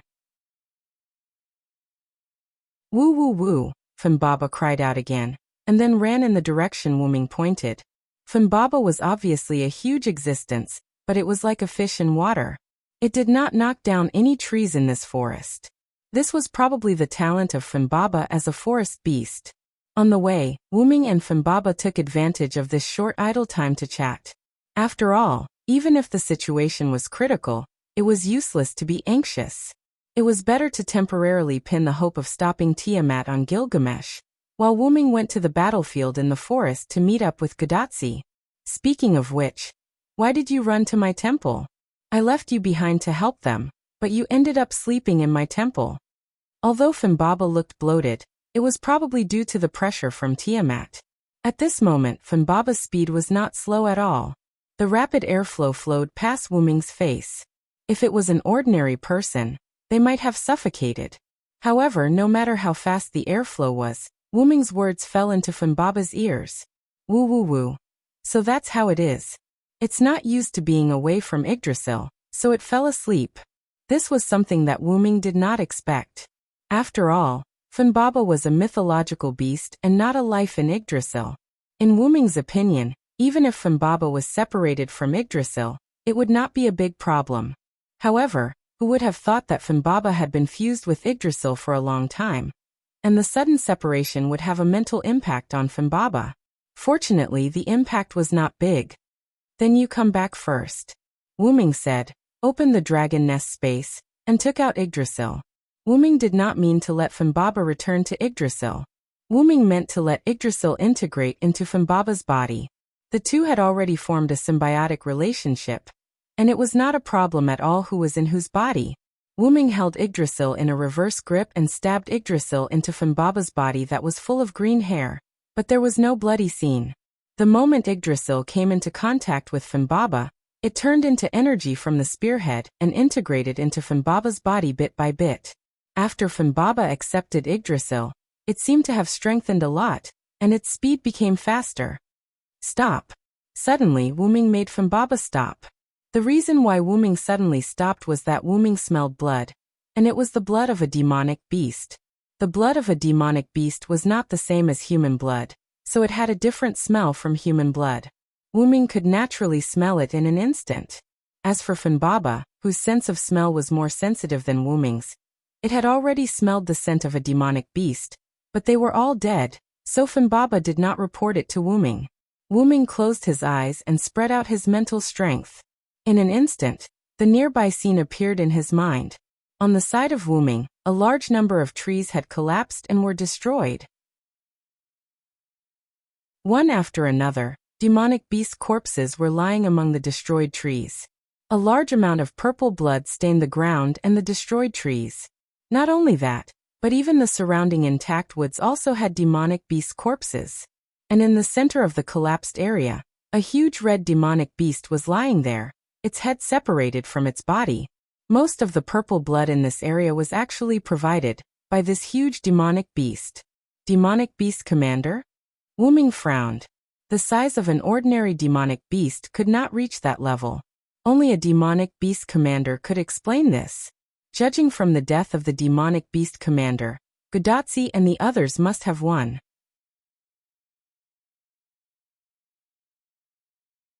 Chapter 991. Gudatsi and the others had most likely returned to Eric Metropolis, but he didn't know how many casualties there were. However, Wuming couldn't go to Eric Metropolis right now. Wait for me here. Wuming exhorted and leaped into the air above the forest, heading towards the battlefield. Fimbaba, who nodded to indicate understood, found a relatively large rock, climbed up, and rested. In the blink of an eye, Wuming arrived at the battlefield. Wuming frowned when he sensed the demonic beast commander through his mental power. It was because Wuming found a trace of abnormality in the wound of the demonic beast commander. It was because of this abnormality that Wuming didn't choose to go to Eric Metropolis directly. Wu-ming didn't care about the other demonic beasts and went straight to the corpse of the demonic beast commander. After inspecting the monster's corpse, Silent Cry found that there was a trace of death aura around the wound on its head. This aura was very similar to the aura of the underworld. Wu-ming, who had just left the underworld, wouldn't be mistaken. Immediately, Wu-ming made a judgment. This demonic beast commander was beheaded with a single slash. And to be able to behead it with a single slash and have a trace of death aura in the wound, only that guy could do it. The old man of the mountain, Hassan Sabah. Although there were many Hassans, the one Wu-ming was referring to was none other than the first Hassan, who was qualified to be an assassin. Wu-ming was the one who took a slash from that guy. It was normal for him to be able to easily recognize that the slash came from the first Hassan. No, it should be said that no matter who was slashed by the first Hassan, they would remember it. Since he's already here, I can finally relax.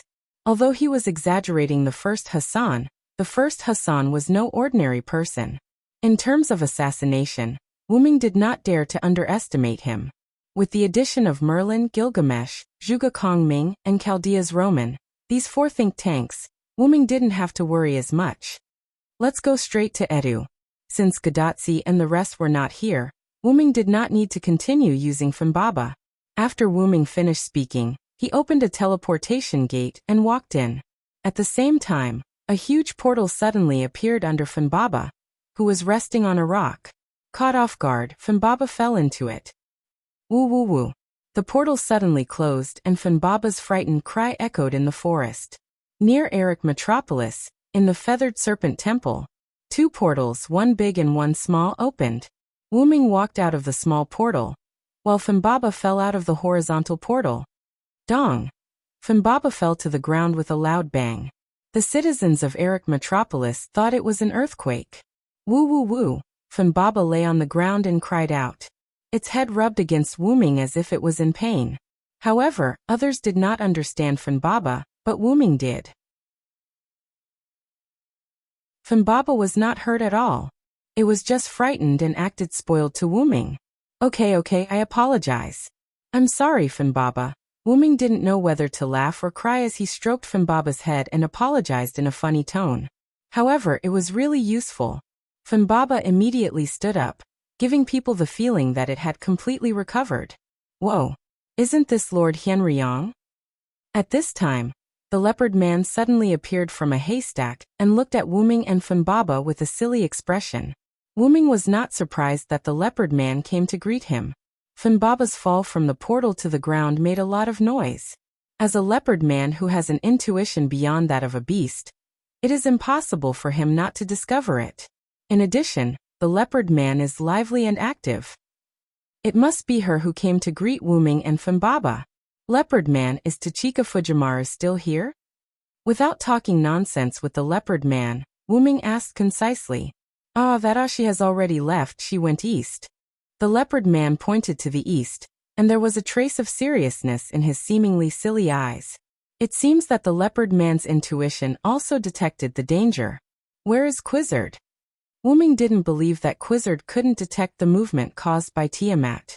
Quizzard Koyatl just left, she went to find Tachika Fujimaru. A familiar light voice came from the other side of Wu-ming.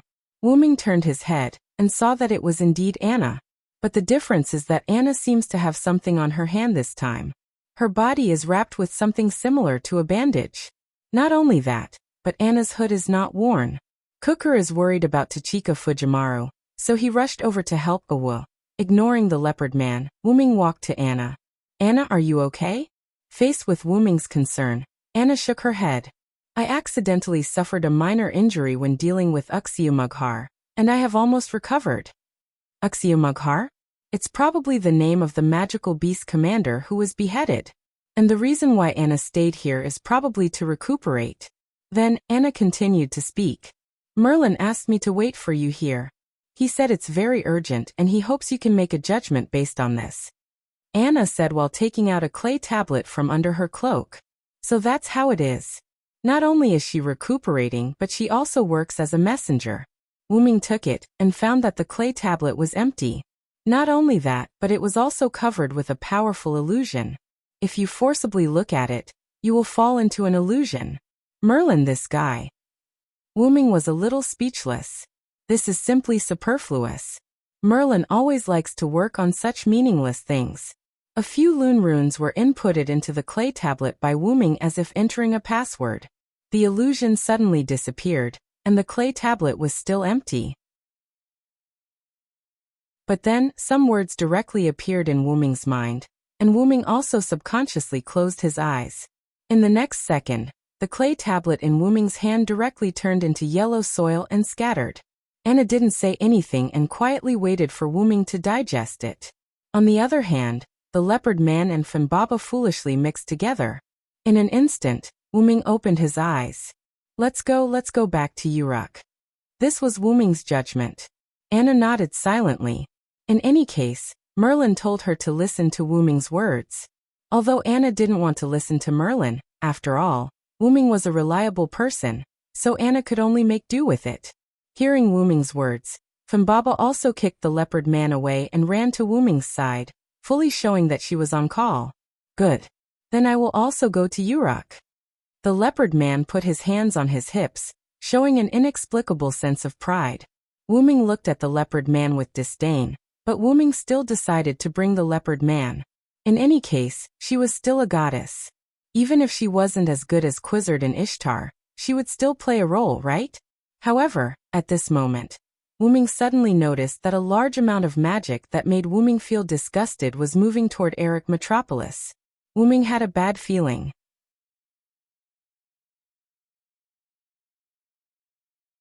Chapter 992.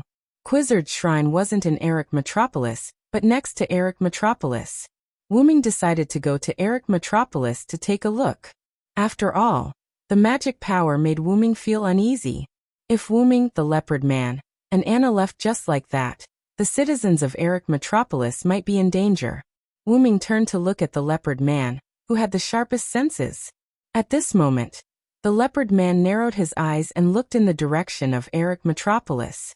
It seemed that the leopard man had also noticed the disgusting magic power. Let's go to Erech Metropolis first. Erech Metropolis. The citizens of Erech Metropolis were living their lives day after day. Although they were living in fear for a short period of time because of Quizzard, Erech Metropolis had returned to its previous daily life because of Wu-Ming pulling the feathered serpent god into his group. As the saying goes, those who rely on the mountain live off the mountain, and those who rely on the river live off the water. After all, there were changes in the surroundings of Erech Metropolis. With the consent of Quizzard, the people would enter the jungle from time to collect some items for their daily life. After all, this jungle was moved by Quizzard based on the jungle in South America. There were plenty of resources, whether it was water, fruit trees, or herbs, they were all abundant. However, because the trees were full of water, they weren't suitable for firewood. But the former was enough for Erech Metropolis. In addition, the jungle would drive away the magic beasts, and the leopard man and his subordinates would occasionally help to collect. The citizens of Erech Metropolis were living a good life. As usual, the citizens of Erech Metropolis returned to Erech Metropolis after collecting the resources from the jungle. But the difference was that when they returned, someone greeted them at the entrance of the city. Thank you for your hard work, everyone. Let's take a rest here. The person who spoke was a seemingly noble woman who was dressed elegantly and wore a veil. Even with the veil covering her face, the woman's beauty was obvious. However, no one was captivated by the woman because her status made them subconsciously respect her. Lady Siduri, thank you for waiting for us here. A person who seemed to be a leader replied to Siduri with incomparable respect. This woman was Siduri, who had rushed over from Uruk with Gadatsi and the others. For some reason, Siduri was left behind. When she heard that the people who went out were about to return, Siduri volunteered to wait at the entrance of the city. Siduri didn't know what she should do. Because of Hyunryong's identity as the chief priest, the citizens of Erech Metropolis respected her very much. They didn't let her do any dirty work. More importantly, the living habits of Erech Metropolis had changed because of the jungle. Siduri, who didn't know about this at all, couldn't force herself to do any work. She might even be more of a hindrance. That was why Siduri was waiting at the entrance of the city to welcome the people who returned. She could only play a role in this aspect for now.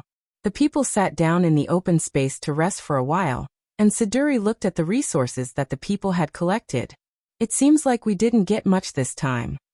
Even though Siduri hadn't seen what the previous harvests were like, Siduri could tell at a glance that they didn't get much this time. After all, the amount this time was pitiful. The people only had a few jars of water and some fruits with them. That was all. The resources around here are almost all collected. Lord Leopard Man and the others lost some of their men to fight the monsters. There are many things that we can't collect by ourselves. Although they didn't get much, the leader's face was full of gratitude and guilt. Not only the leader, but the others were also the same. They were not uncivilized people. They were protected by the forest and the gods, and they were able to obtain resources that they had never seen before. The most important thing was that they were able to survive in this land that was filled with magical beasts. Just this last point alone was enough to satisfy them. That was why they were so grateful. As for the guilt, it was because many of the orcs under Leopard Man died in the battle with the monsters. After all, they were fighting the monsters for Eric Metropolis, so it was natural for them to feel guilty. Alright, it's all in the past. Organize the resources and go back to see your families. Yes. Lord Siduri. Siduri was like an angel. The fatigue of the people who went out to collect resources was instantly cleared away. However, at this moment, a clacking sound suddenly came from the dense forest behind them. Everyone turned their heads to look. They really couldn't imagine what could make such a strange sound. It couldn't be a monster or an animal because such a sound couldn't be made by living creatures. The trees in the jungle began to shake, and the bushes rustled. A brave citizen of Eric Metropolis walked over with a knife in his hand. He was about to check it out when he arrived in front of the bushes. But in the next second, a pitch-black cone-like object suddenly pierced the man's chest. In an instant, the man's chest was pierced and blood spurted out. Then, the thing that pierced the man's chest walked out. Everyone present was shocked. What kind of strange thing was this? A pitch-black creature with arthropods appeared in front of them. Its head did not have any facial features, only a slanted mouth. A large red snake head dangled out of its mouth in an extremely disgusting manner. Its mouth full of neat white teeth did not make people feel at ease. And together with its pitch-black body, it made people feel extremely disgusted. The humanoid body under its head was rather weak and delicate, and its legs had degenerated into two thin lines. It looked like it had completely lost the ability to walk. On the other hand, the monster had 4 arms that resembled appendages. 3 of the 4 arthropods with sharp ends were scattered in 3 directions as support for the weak body. The 4th arthropod held the man whose chest was pierced. Blood flowed all over the ground in the blink of an eye. The people who were struggling before were basically motionless now. ZSYYSNRLDSDZSCRN. Some words that people couldn't understand came out from the mouth of this strange thing that they had never seen before. Everyone who heard it felt uncomfortable. Coupled with the appearance of this unknown thing, it was a complete visual pollution. There was no doubt that the demonic beasts were wreaking havoc on this land. Although the people of Ailadu were protected, it was precisely because of this that they had nowhere to vent their frustrations unless they went to the battlefield. Their nerves were now extremely sensitive and tense. And now their tense nerves seemed to have been cut by this visual pollution. Many people felt despair, fear, and terror in their hearts. And in the next second, this fear intensified.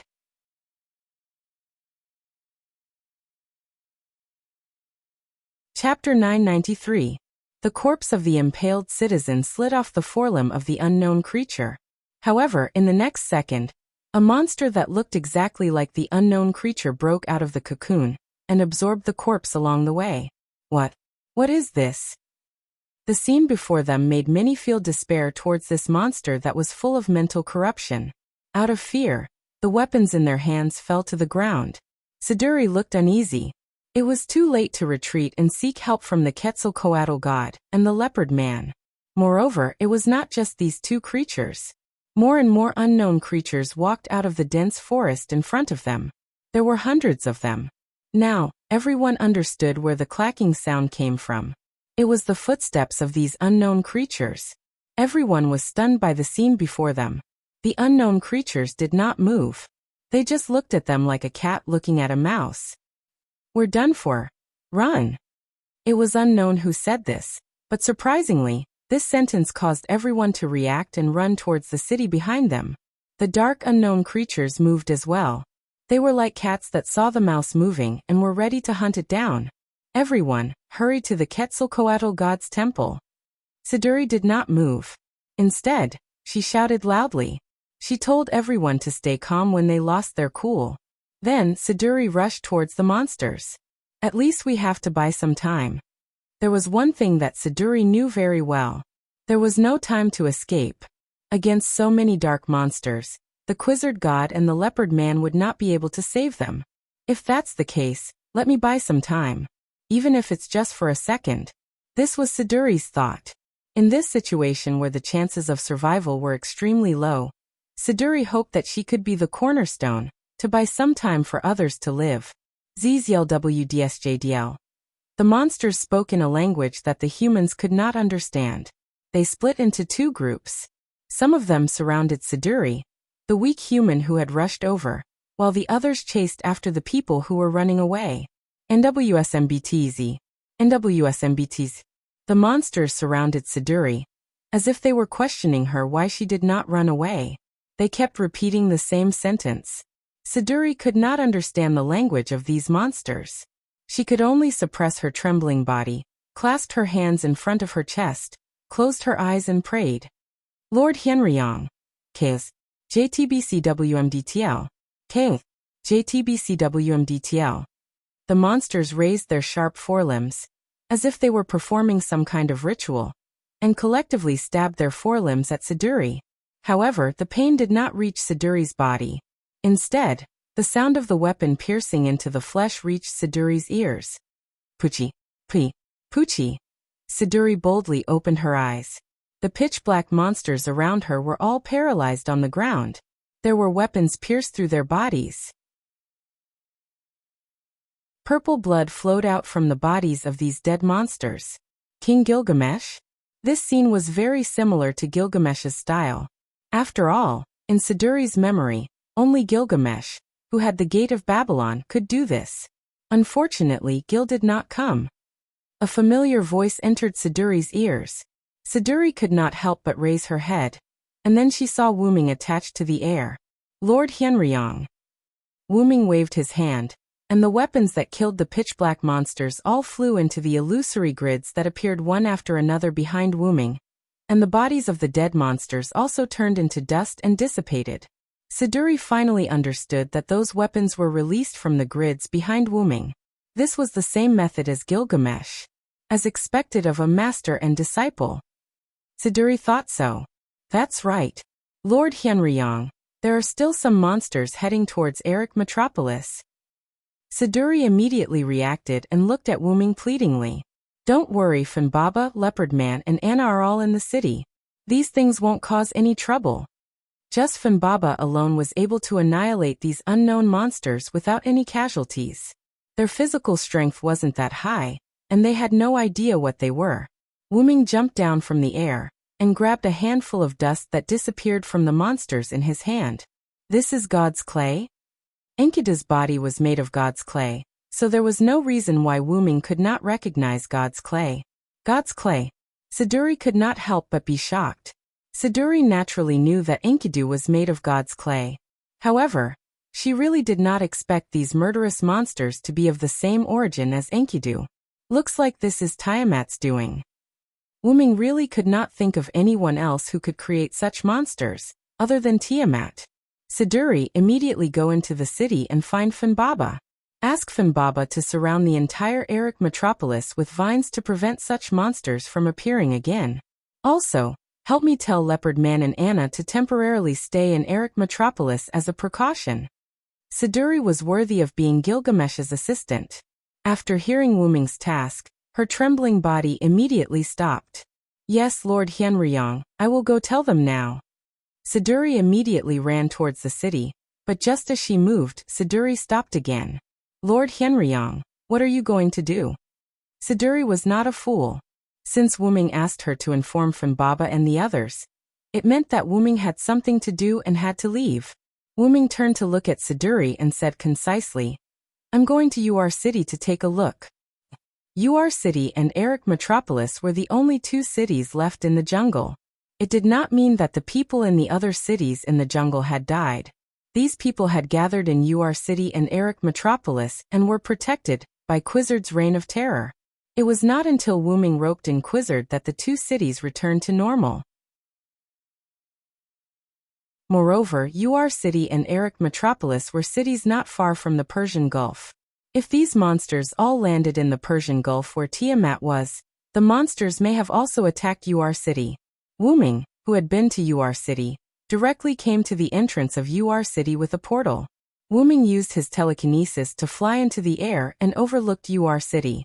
It could only be said that as Wu Ming expected, the dark monsters in the city had begun to hunt humans. Wu Ming even saw two humans fighting in the encirclement of monsters. Obviously, these monsters were holding a game with simple rules but extremely disgusting.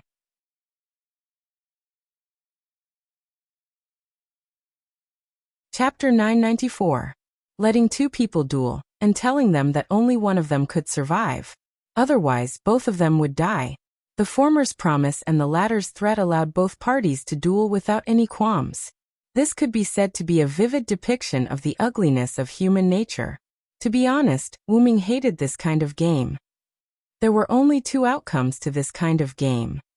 Either the victor would survive, or there would be no survivors.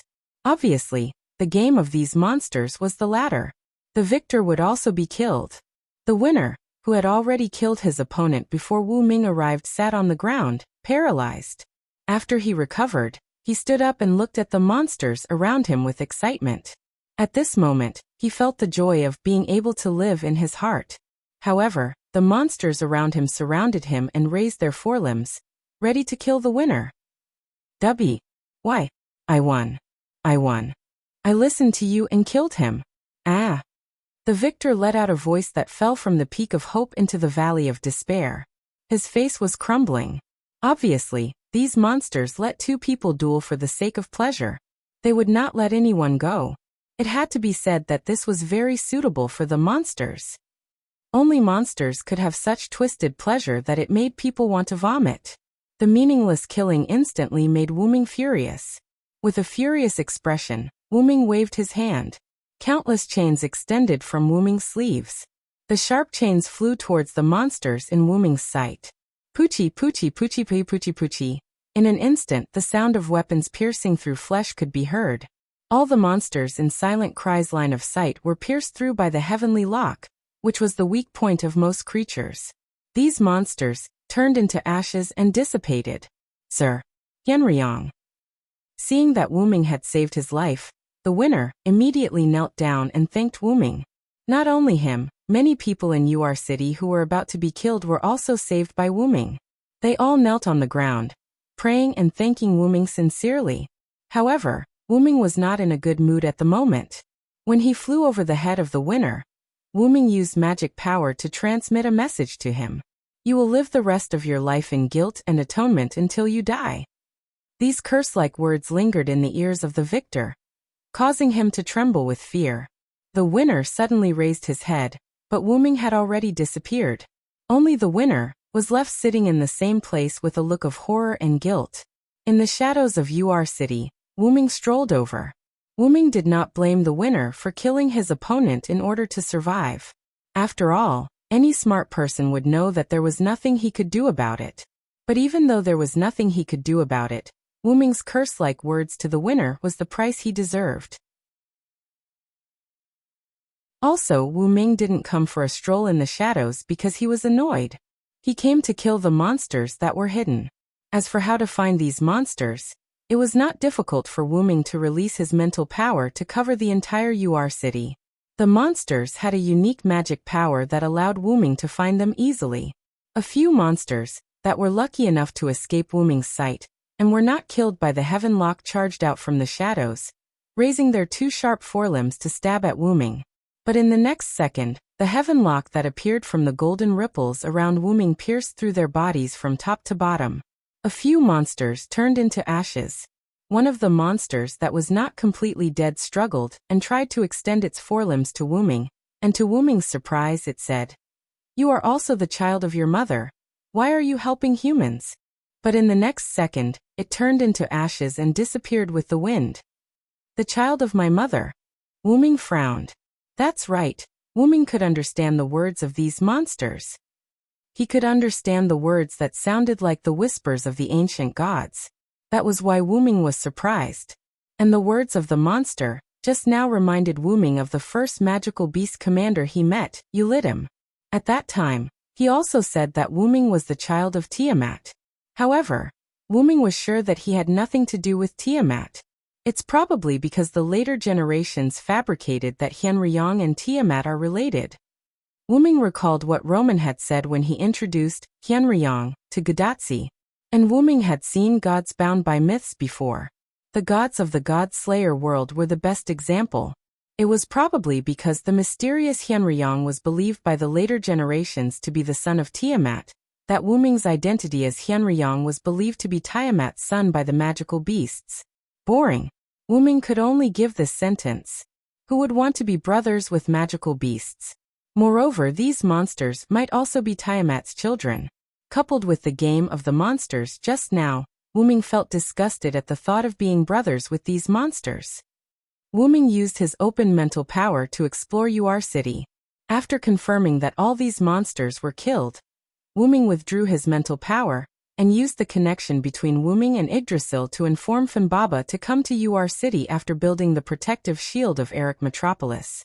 Then Wu Ming opened the portal and walked directly in. At the gate of the Hyenryong shrine outside Uruk, black-purple ripples appeared, and Wu Ming walked out. I haven't been here for a long time. Looking at the gate of the shrine, Wu Ming sighed. But now was not the time to sigh. Wu Ming suddenly released his mental power and instantly enveloped the whole place. Just as Wu Ming expected, there were indeed sporadic monsters appearing in Uruk.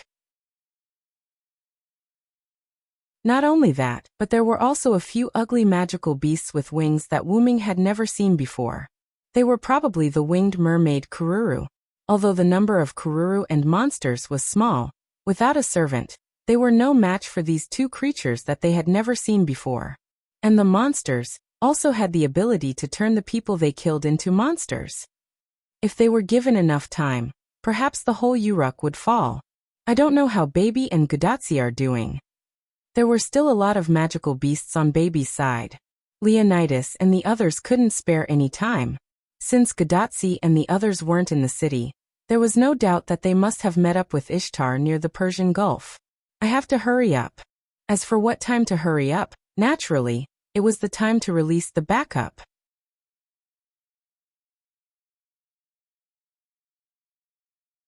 Chapter 995. Wu Ming retracted his mental strength and walked straight into the temple without a door. He came to the Hyenryong statue. The Hyenryong temple was indeed abandoned.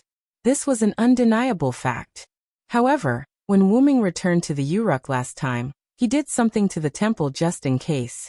Wu Ming's spiritual base left a barrier in the temple statue that was comparable to a precious artifact. No, it should be called a precious artifact barrier in the god's generation. Wu Ming floated up and pressed one hand on the head of the Hyenryong statue while chanting, "The gods will eventually retreat, and the mythological era will inevitably come to an end." An ethereal voice that contained magic came from Wu Ming's mouth. Along with these words that were filled with magic, the Hyenryong statue emitted light like a piece of shining jade. Those who have been enlightened need not be guided. Only the protection of the end, like a firefly burning. The light of the unpolished jade turned into specks of fireflies and dispersed into the air. My God, restore, bless the world with this body. In an instant, the Hyenryong statue was completely shattered. The shattered statue turned into specks of light, and along with the powerful magic that was released when it was shattered, they dispersed in all directions. They passed through the temple's walls and floated into the air. If someone took a closer look, they would realize that these specks of light that contained a powerful magic that passed through the temple floated above the Uruk. This was indeed the case. In the next second, a light film suddenly appeared above the Uruk, and enveloped the entire Uruk in the form of a protective shield. The moment the Uruk was enveloped by the light film, a large number of specks of light scattered everywhere in the Uruk like phosphor powder. The monsters and Kururu in the light film all exploded and died the moment they came into contact with the phosphor powder.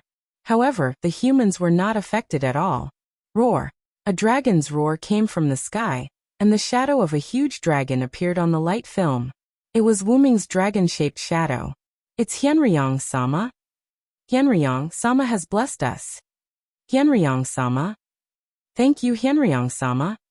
For a moment, the Uruk citizens knelt on the ground and prayed to the shadow on the light film in the sky. In the central tower of the Uruk, Gilgamesh, who saw this scene, was relieved. Well done. As expected of you, Hienryong. Gilgamesh praised Wu Ming without hesitation. As for Wu Ming's seat, he used a teleport portal next to King's seat. However, Wu Ming did not have the slightest bit of pride. Instead, he shook his head. I prepared it just in case. I hope that I will never have to use it. After all, if he did not use it, it meant that the Uruk was fine. If he used it, it meant that the Uruk was threatened. Wu Ming hoped that the latter would not come. However, things did not go as he wished. Wu Ming had no choice but to use the noble phantasm. At that moment, Gilgamesh no longer commented on this matter. Instead, he changed the topic. What do you think about the awakened Tiamat? He put aside the clay tablet in his hand. There was no need to deal with government affairs now. Then, Gilgamesh pointed to the seat on the left and motioned for Wu Ming to sit down. I have a trump card to deal with Tiamat, but I still need some time. Wu Ming sat down and said. The northern wall is still under attack from the demonic beasts. General Leonidas and the military counselor can't get away for a while. Otherwise, it would be best to let the military counselor stall for time. Zhuge Kongming was famous for his defense. It would be foolproof to let him make a plan to stall for time. However, Chaldea is also a good candidate. You can discuss with them. This king can only be used to command the soldiers to repair Nabiston's tooth.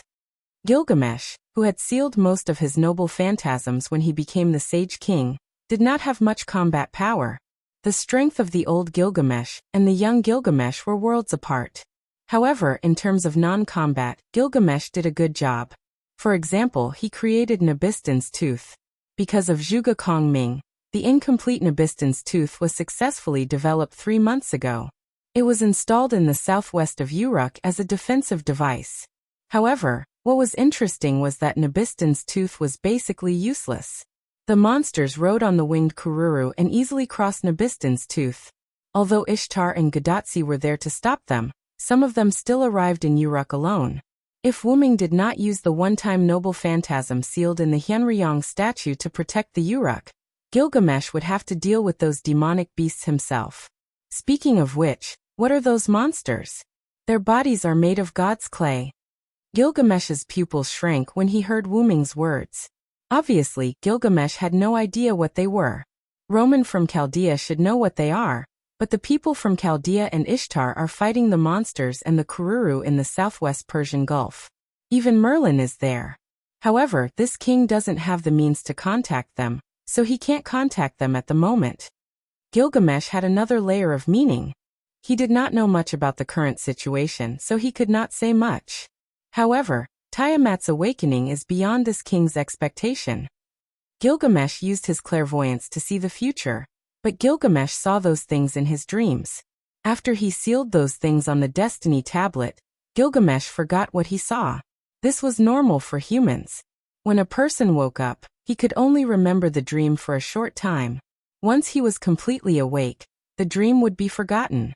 The most reliable way was to record it on the spot. However, since he recorded it on the Destiny tablet when he was half awake, it was reasonable for Gilgamesh to forget where the tablet was. Due to the tense situation, the tablet was not found at all. However, it did not matter if it was not found. After all, the enemy now was Tiamat.